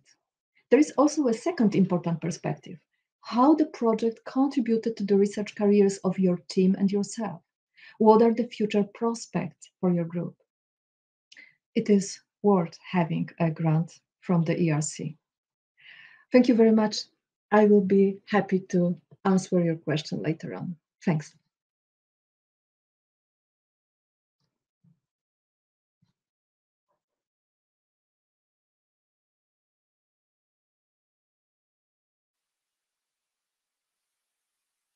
Okay.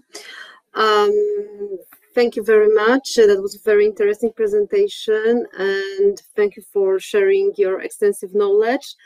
Now we have time for Q&A session.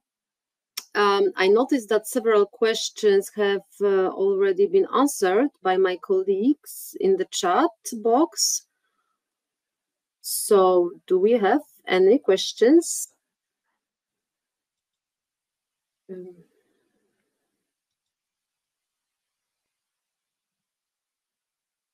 The researcher.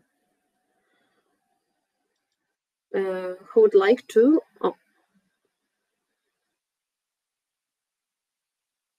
Christine, would you like to answer? The one that I see here? Yes. The researcher applied for ERC Advance in May 23. Is that the one? Yes. So I already answered, but it's interesting it's nice for me to be able to give more details. So the call that ended in June or May 2023 is the 2023 Advanced Grants call. Whereas the call of Synergy that closes next November on the 8th is the 2024 Synergy call. And so to be able to respond to this, I went to the work program and information for applicant. By the way, I had 35 minutes to make my presentation, so I cut a certain number of information, but these are really very important. And in one of the questions in the chat, somebody asked, how do I know what the description of the different panels? They are in the guide for applicants, in the information for applicants for each call. And also the criteria of eligibility are, and that's what I checked to be able to respond to this. So when deadline of Synergy 2024 will come, the first step of Advanced 2023 will have occurred. So you will know whether you are retained for step 2 in advanced or not. But from what I read, nothing prevents you for applying to the 2. You will not have the 2, that is, that you can be, and I have an example of a grantee that was successful being funded in Advanced 2019 and in Synergy 2020, so exactly the same case. But of course, we made him choose between the 2 grants. You cannot run 2 grants in parallel. But as the question is formulated, my response is yes. Thank you very much. And next question.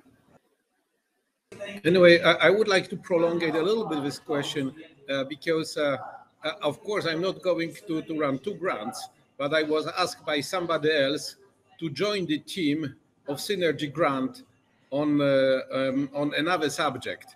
Can I join it or not? Yes, you can. And imagine both calls recommend the 2 projects for funding.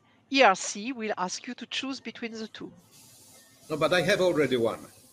Whether I can, and I'm executing already one.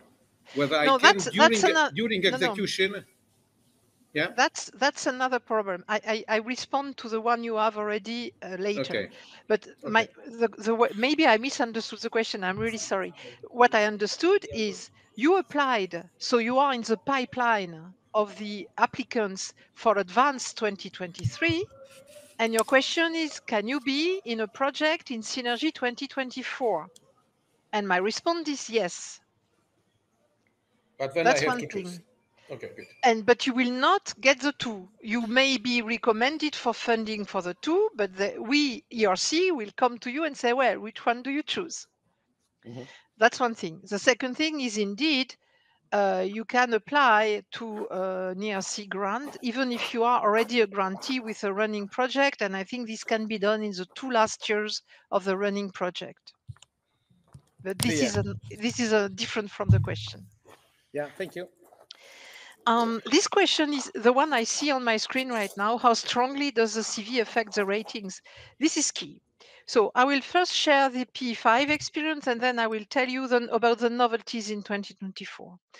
From what I was able to witness in the panels dealing with synthetic chemistry and materials, which I coordinate, panel chairs, in agreement with panel members, nearly all the time, focused on the research program, bringing it first when comes the ranking of the proposals and everything.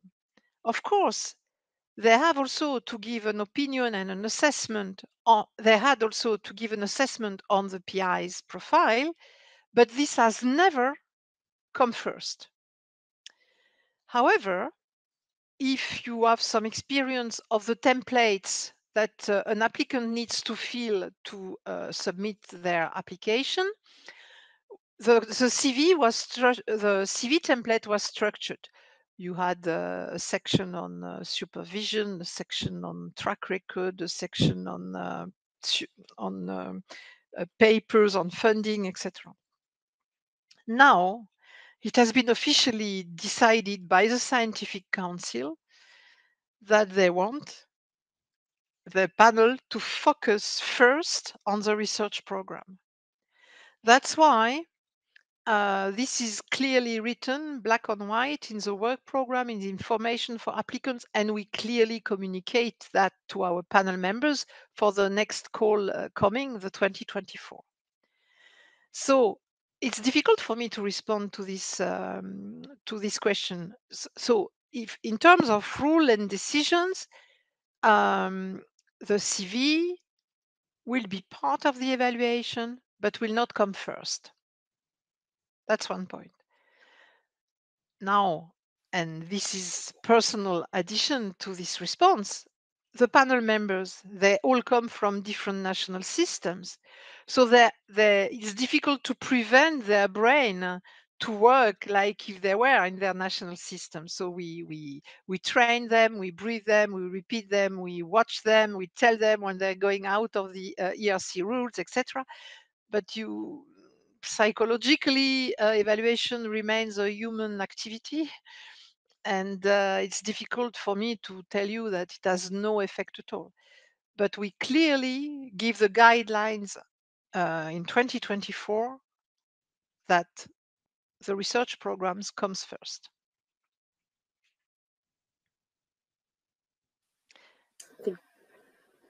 Thank you very much. Do we have another question?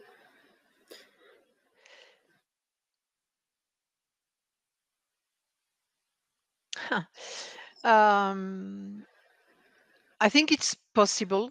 It depends, you know. I'm sorry, my response is going to be very disappointing. It depends on the panel member. Some like it, some do not. On the other side, don't use this to, you know, to kind of play the system and okay, the extended synopsis is 5 pages long, but you have you have links to other extra pages that are on the website. I would not use it like that. But if you find it necessary to illustrate what you are defending in your proposal, go for it.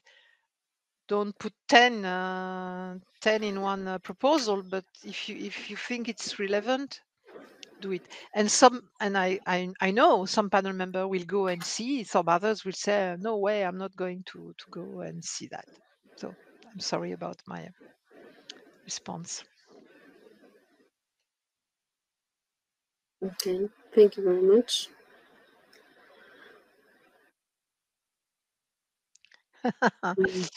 Okay. I take the floor, but if somebody else wants to answer, I'm ready. So let me explain how it goes until the end of 2023, and now what happens in 2024.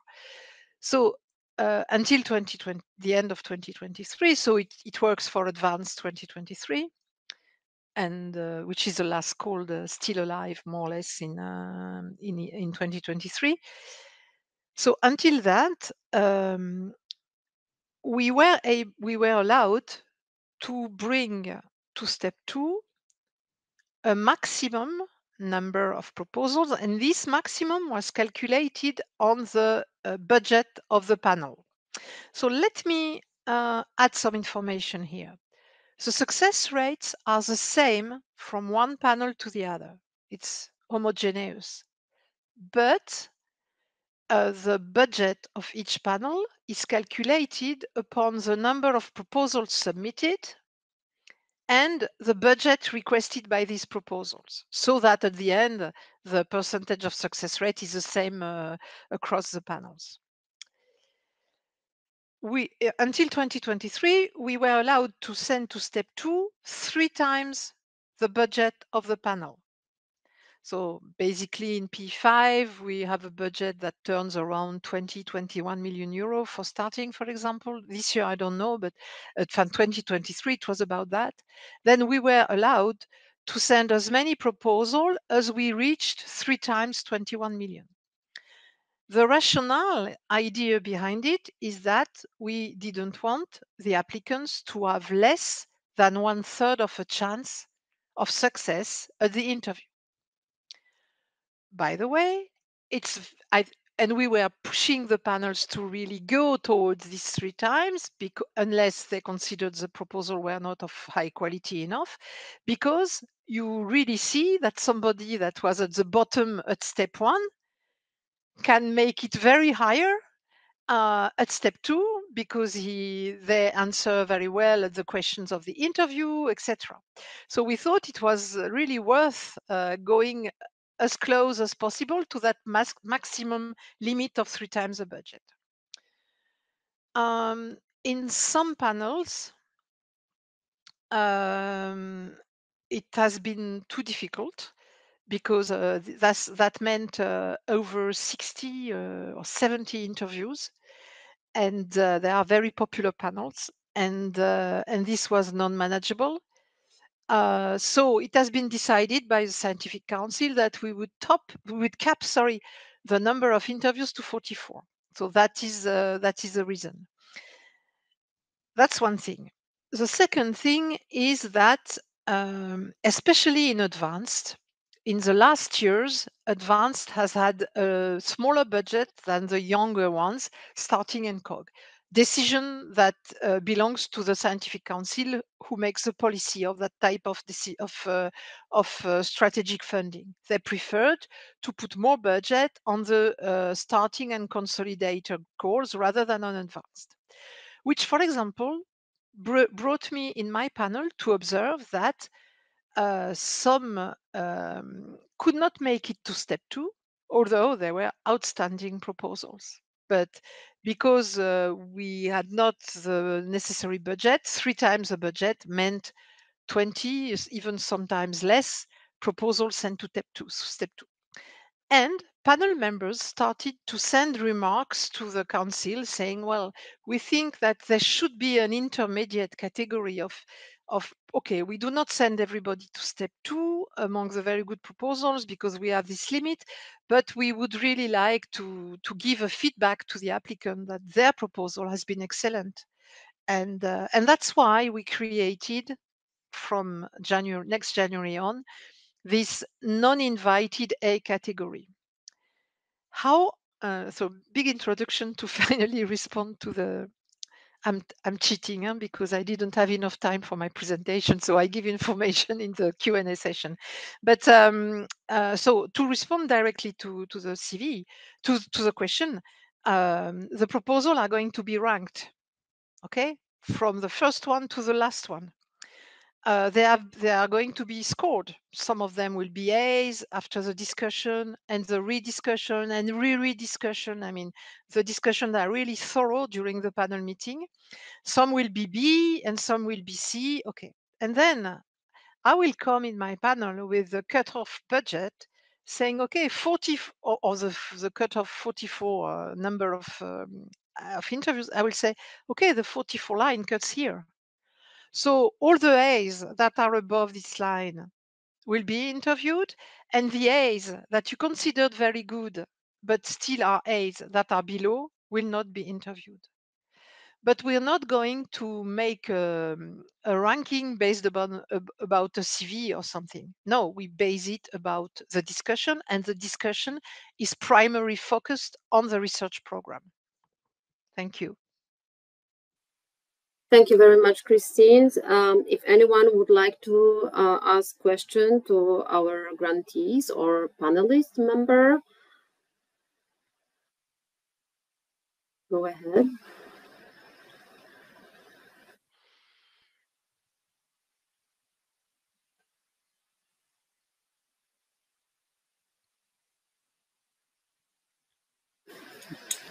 Christine? Yeah, that's a nice question. It's not prohibited. It's not prohibited. If you read the work program, it's not written that it's, but it's so you may use it.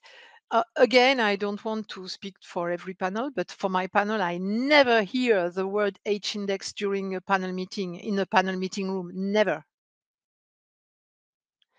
And now they are trained. I even don't read it in their individual reviews. So they captured the fact that we do not evaluate people through their H-index. So really, we brief panel members before they start the independent individual remote phase of evaluation, and we brief them in a group at the very beginning on the first morning of the panel meeting. And we insist of saying that we ask them to analyze and to evaluate the content of the papers of the applicants and not the impact factor of the journal. So this content is not always easy for them to evaluate. If they are exactly in the topic, probably they know about your publication, then they will just have to kind of read it in diagonal and make their opinion on whether it's important achievement or not. If they are a bit borderline at the interface of your domain with other domains covered by the panel, then they will feel a bit in a difficult situation, because we are not naive. We know they will not read each and every paper of each and every applicant they have to review the proposals from. So citations is sometimes a good tool for them to have an idea, if they're not in the field, of what has been the impact of the paper. But it's not prohibited. You can mention your H-index, and it will not be used in the evaluation. Okay, thank you very much, Christine. So it was the last question in this Q&A session, okay? But please, Christine, stay with us. Okay. Thank you for the questions. And again, if you have afterthoughts and additional questions, please use my mailbox, write to me. It will be a pleasure for me either to respond if it's easy, or to forward the message to a colleague. It's not only my duty, but it's my pleasure. Thank you once again. And now I would like to briefly tell you about the support provided by NCP in Poland, and also about ERC mentoring initiative. However, before I start, I would like to present some statistics. So far, the total number of ERC grants implemented in Poland is 74.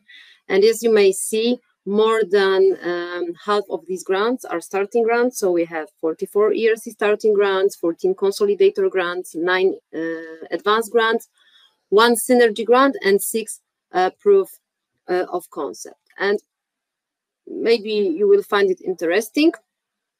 When we look at the breakdown by the research domain, Poland is leading in physical sciences and engineering. And this is the last slide,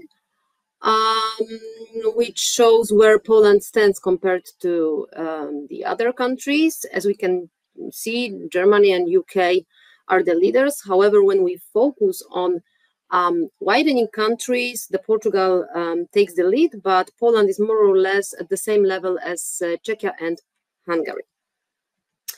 And now I would like to tell you about how the Polish ERC NCP can support researchers like you. The ERC NCP is like your go-to guide to assist you at every stage of preparing your proposals. Our main activities are dissemination activities. We organize info days, so webinars and workshops, and these are like learning sessions where you can find out all about ERC funding schemes, or how to apply, or what evaluators are looking for in your application. Our other activities are support services. We can check out your proposal and provide feedback or any suggestions to increase the chances of your proposal's success. And what is also worth to add is that we provide individual consultations, and we can also visit your institution to provide on-site training for the researchers at your organization. So, in other words, do not hesitate to contact us. And next, we also organize mock interviews. From the experience of grantees, I know that the practice before the real interview is very helpful to become more confident and convincing during the main interview. And the last NCP is also the coordinator of ERC Mentoring Initiative, and I will talk about this in a moment. And one more important information is that the NCP provides additional support, which is also very important and necessary at the stage of proposal preparation or project implementation. You can expect support on legal and financial issues, grant agreements, IPR issues, and project management support. And I have to mention that the national contact point is the coordinator of the network of 6 horizontal contact points operating in 6 macro regions of Poland. So don't forget that you can always count on the regional support as well. Now let's move to the ERC Mentoring Initiative. The aim of this initiative is to support applicants from countries where the levels of participation and success rates have been so far modest. And as you can easily guess, this initiative involves one-on-one mentoring of a candidate who is applying for ERC grant. And European Research Council created a base of mentors identifying ERC grantees and former panel members who could serve as external mentors, and this base was shared to NCPs. And how does the ERC Mentoring Initiative work in Poland? First of all, I must point out that these rules apply to researchers who intend to apply for an ERC grant, individual ERC grant, and choose a host institution located in Poland. So, 4 domestic agencies joined the ERC Mentoring Initiative: National Center for Research and Development, National Science Center, Foundation for Polish Science, and Polish National Agency for Academic Exchange. This initiative is addressed to grantees of all of the 4 domestic agencies, provided that the applicants comply with the eligibility criteria for a principal investigator. And the agencies allow their grantees to spend some of the project's budget on the compensation for the ERC mentoring initiative mentor. And we have one exception, that NAVA covers the cost of participation in ERC mentoring initiative from its own budget. And what is the role of Polish NCP? We coordinate mentoring initiative in Poland, we check the eligibility of the applicant, and we do the mentor-mentee matchmaking. And some statistics, in 2022, there were 32 mentoring sessions, out of which 9 applications were submitted and 2 projects passed to second stage. And how to apply? Just complete a short online application form, and if you need more information, do not hesitate, just contact us, we are at your disposal. So that's it from my side. Thank you very much. Thank you for your attention. And now I would like to invite Bogna Hrynishin, the Director of the Excellence in Science Department at the Polish Academy of Sciences. Bogna will present support services of the institution she represents. So Bogna, please proceed. Thank you very much, Kasia. Thank you for inviting me. I am very happy to be here today with you. But before I will start to talk about what our support is, I would like to just remind you about what is today's evening event, what we are talking about. ERC in the present work program offers more than €1.5 billion for over 900 of researchers only in starting, consolidator, and advanced grant. So in my opinion, it is something worthy to fight for. And now, Professor Leptin once said that the ERC should focus on inspire researchers or going after their scientific dreams, that it is essential that ERC funds them to give them freedom to pursue their blue sky research. And I think that we should remember those words, and it is a quite well-described mission of the ERC. So, what is your dream project? Think for a while, what would be your dream project? What would you like to do in your research career? And now, here we can see the ERC grants, where we have one principal investigator who composes his research team. We have grants addressed to all the scientific disciplines, focus on frontier research with ambitious goals, and we have only one evaluation criterion, which is scientific excellence. Sounds good, doesn't it? Those grants were invented by researchers, for the researchers, as an answer to the growing demand of the researchers. So that is why I think those grants address the researchers' needs the best. And now about us. We are Excellence in Science Department. We are operating within Polish Academy of Sciences, but we are supporting all the researchers applying for the ERC grants from all the research institutions in Poland. Our service is free of charge for all the researchers based at Polish academic and research institutions. Here you can see the photo of me and my colleagues. This is not just a stock photo. It's really our team who is here for your support. So that's why I'm inviting you to contact us. And we are experts in ERC grants. So what do we offer? We offer workshops and trainings on ERC grants on various models. We also do the consultation of the ERC ideas and pre-screening of the ERC grant applications. We organize mock panel interview for those of you who passed to a second step of the evaluation. And we are also supporting the institutions implementing ERC projects. So what can you do with us? First, you can learn more about ERC. We organize general info days. We also organize hands-on practice trainings and Q&A sessions. Second, when you decide to apply for the ERC, we may consultate your application. We can refine your budget, discuss it, and also we can check if the application is correctly submitted, if it answers all the questions, if all the fields are properly filled, if the application follows the ERC criteria. And now you can see a guy who's got just a very nice message that his proposal passed to the second step of the evaluations. So what should you do? What should he do? Of course, contact us via phone or email. And what we can do for you?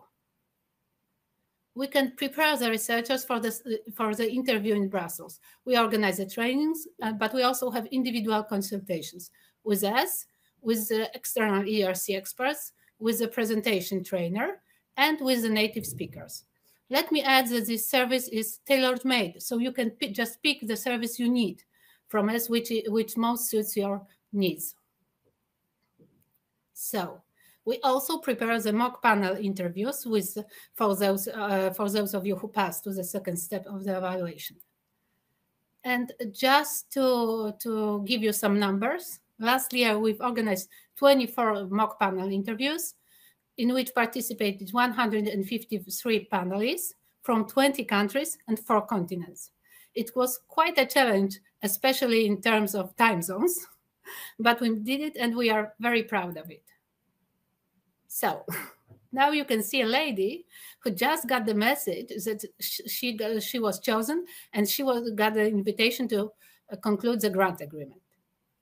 And we still can help in conclusion of the grant agreement, during the project implementation, also in preparation of project reports. When you have any questions, researchers or the institutions, if they have any questions, they can contact us and we will be happy to support you. So now think again, what is your dream project? And if you would like to apply for the ERC, contact us and we will be happy to help you with your application. And now, just before the end, I would like to invite you to our next training, which is the Q&A session for starting and consolidated grants for the researchers who are preparing their applications. And this will be next Tuesday at noon. We will, when you receive the presentation, there is a link, but you can also check it on our Facebook where we put the information. So thank you very much, Kasia. And thank you for your attention.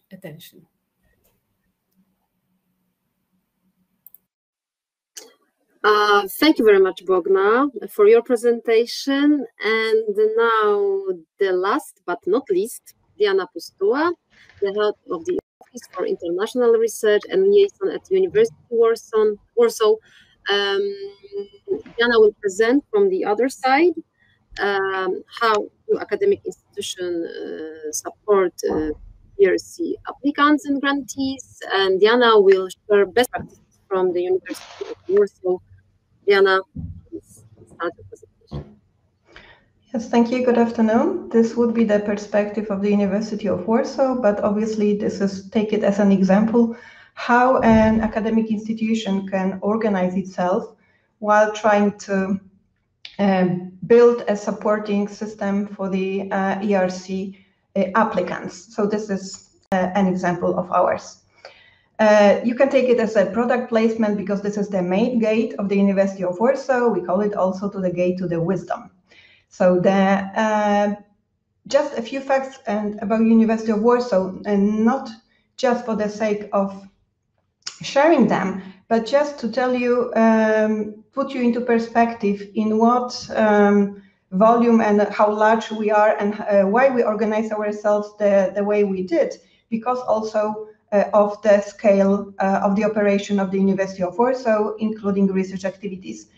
University of Warsaw, we have about 40,000 students and almost 4,000 academic staff. And this requires some organizational elements that we need to include in the system, also supporting our applicants, including ERC ones.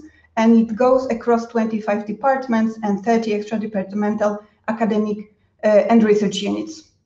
One of those, we have some research stations abroad, and one is, for example, one in archaeological station in Cairo, and the representative of the station is the director of it, which you heard from in the morning session, Professor Obuski, who leads the station there.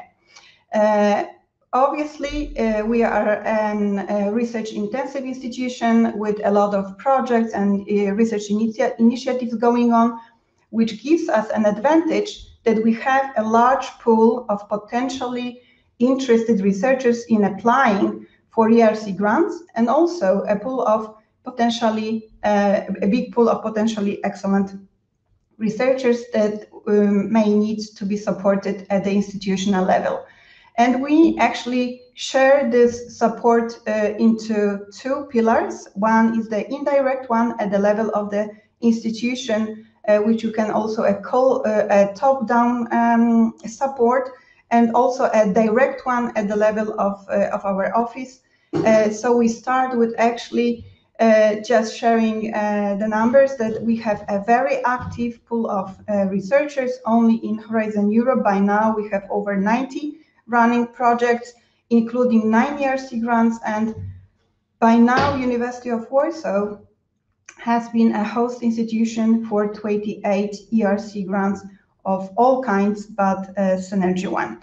And also, just to build this research environment and building research potential starts from the top, and we have the university authorities on our side. They do understand how important it is to build this research environment for the potential ERC grantees, but not only, for also other excellent researchers just searching for very prestigious ERC and similar grants.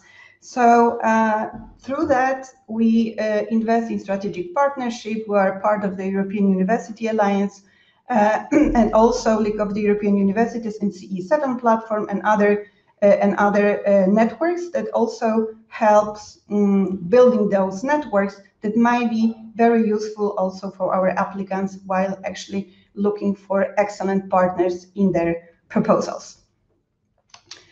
What else? As I've mentioned, to be able to actually support the researchers on two levels, at the institutional one and from this top-down perspective, as I mentioned, the university invests a lot in the research infrastructure, but also in an effective organizational and administrative support to the researchers, both on the pre and post-award level. So, and I'm really happy to hear from Professor Juskowicz that she mentioned that this is also a kind of duty of the institution to provide this support in terms of access to research infrastructure, or, for example, to provide access to labs, or even provide with anything what can be needed, whether it's going to be free of charge or it's going to be paid by the grant.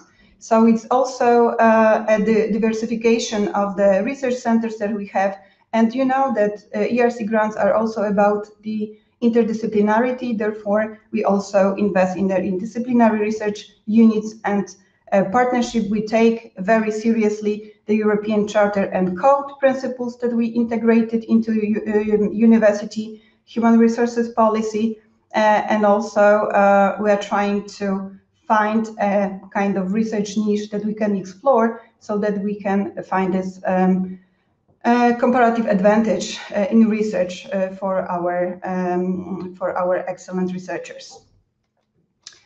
And obviously, this is only an example. You don't have to be really a University of Warsaw employee to be able to apply for an ERC grant.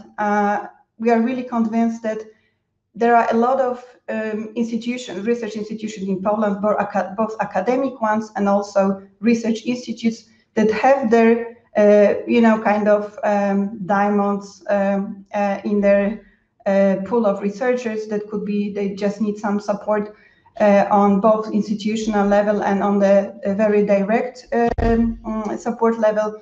So how we organize ourselves, knowing that we already have our authorities on our side, trying to prepare this very friendly research environment to our scientists, we added to that another institutional level of support, which is at the level of the Office of International Research and Liaison, that we are just working with our scientists straight on the preparation of their proposals. And there are 3 persons dedicated to this activity that I will mention later on. And now, since our office is just about supporting the researchers from the very idea they have about the research till actually the last payment, so both on pre and post award, and we are just going to focus today on the preparation of the proposal. So in that terms, we have prepared a leaflet for our scientists to explain to them what kind of services the University of Warsaw can provide through our office, but not only. We have extensions in terms of the ERC Grantees that are already been hosted at the University of Warsaw, and also ERC Panel Members from the University of Warsaw that are helping us to actually support our excellent scientists while preparing their proposals. So we have prepared a leaflet saying that if someone is thinking or dreaming, as we heard about that today, about actually applying for a prestigious grant like an ERC, they have a place they can turn to look for some support. And what kind of support is actually possible, I will list it in a minute. And we start with actually trying to convey this message that ERC is actually encouraging the highest quality research in Europe. So it's very important that the role of the in this case University of Warsaw, but as exactly as any other Polish higher education institutions or also the research institute, is actually to support those excellent scientists. They will come to you, or sometimes you just need to look for them, going through the top researchers that you will hear from, and they might not be just thinking about applying themselves, and you just need to reach out to them first. So we are saying that whatever we are doing, we are trying to support them while preparing this kind of application, and it concerns all kinds of ERC proposals. So we have built a system of, we call it multi-level and multi-stage support, which is also being extended by some new activities that we lately added to the list, thanks to this Excellence Initiative Research University program that University of Warsaw, but not only, another 9 Polish higher education institutions are also part of it, so they have also some extra funding to secure money to actually support the applicants. So we divided our support process into 2 steps, exactly as the call is divided into first step called in preparation of the written part of the proposal, and the second step in the preparation to the interview with the ERC panel members.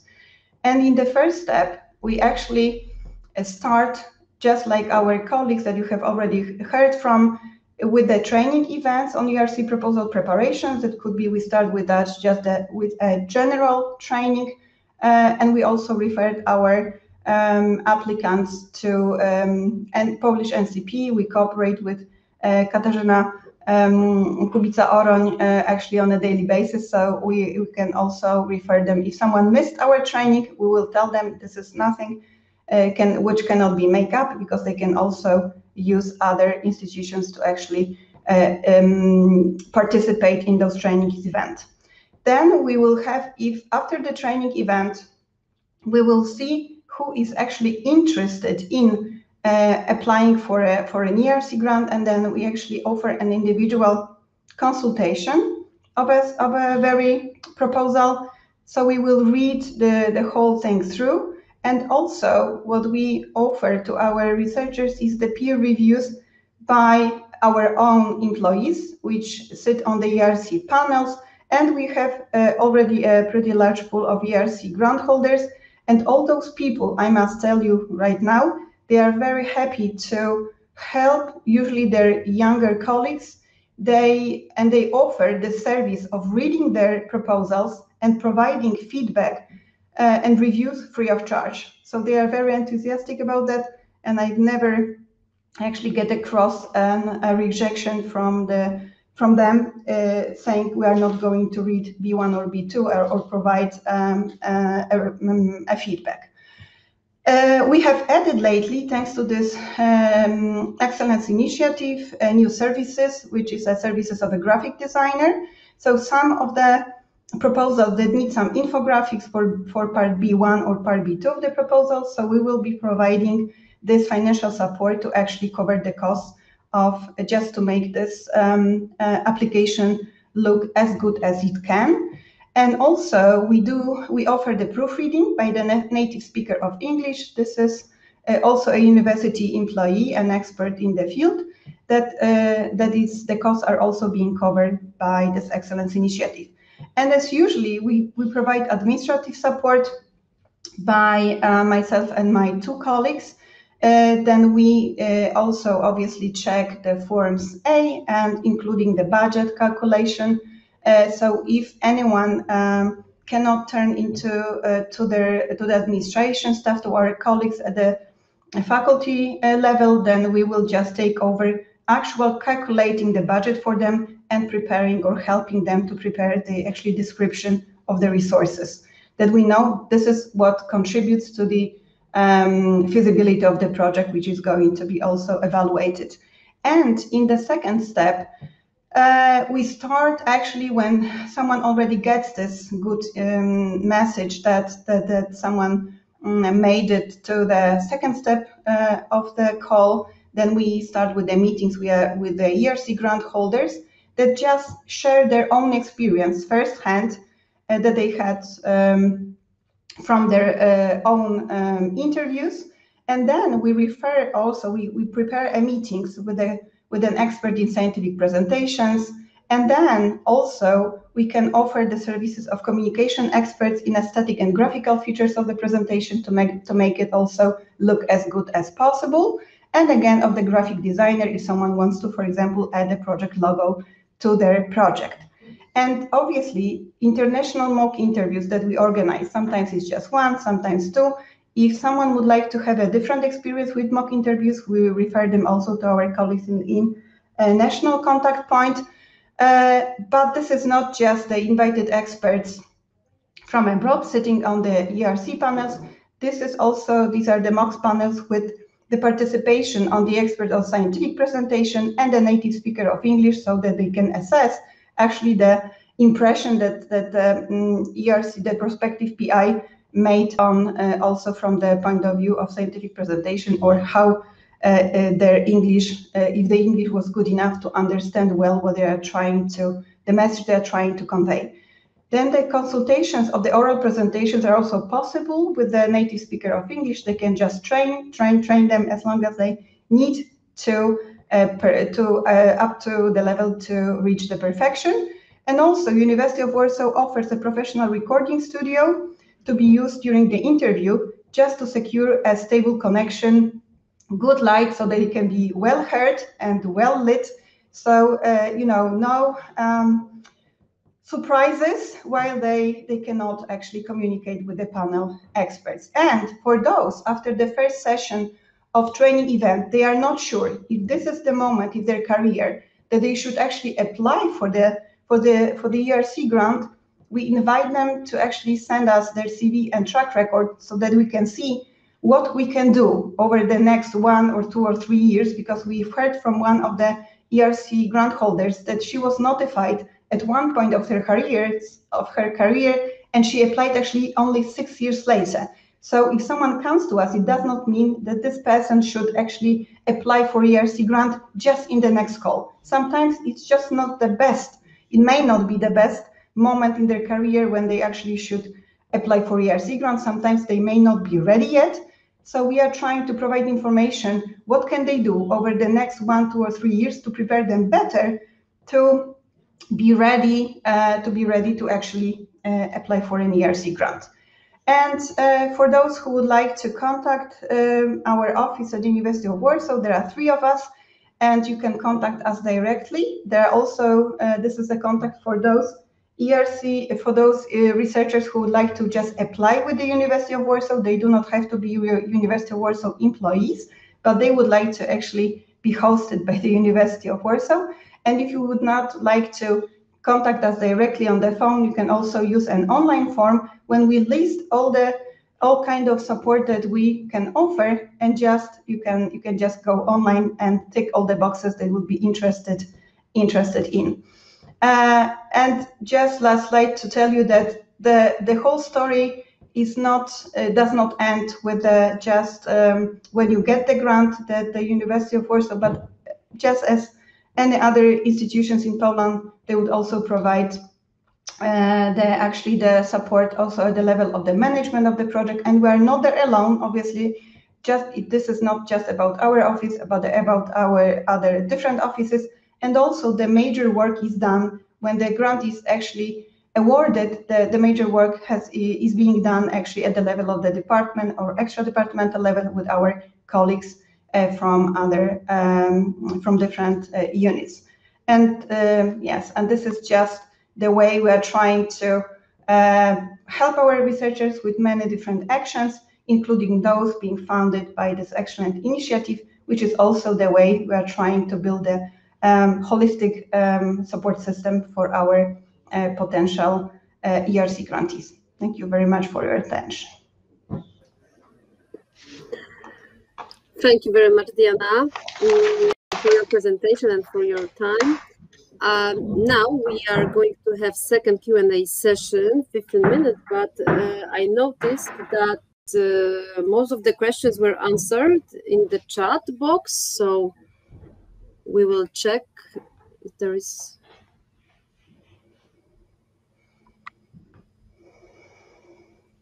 who would like to answer the question? I can take it. Okay, so Christine speaking, I can take it.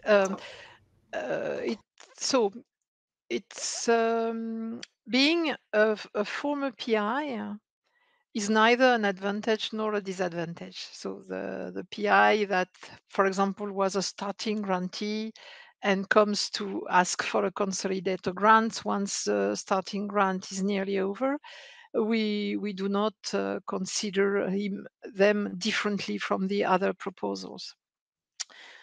What we can expect is that the financial autonomy and the support of ERC for 5 years has kind of boosted their CV. And of course, returning grantee, like we call them, have statistically a higher chance of success. That's one thing. But I have lots of examples of PIs that were rejected at their second application in COG.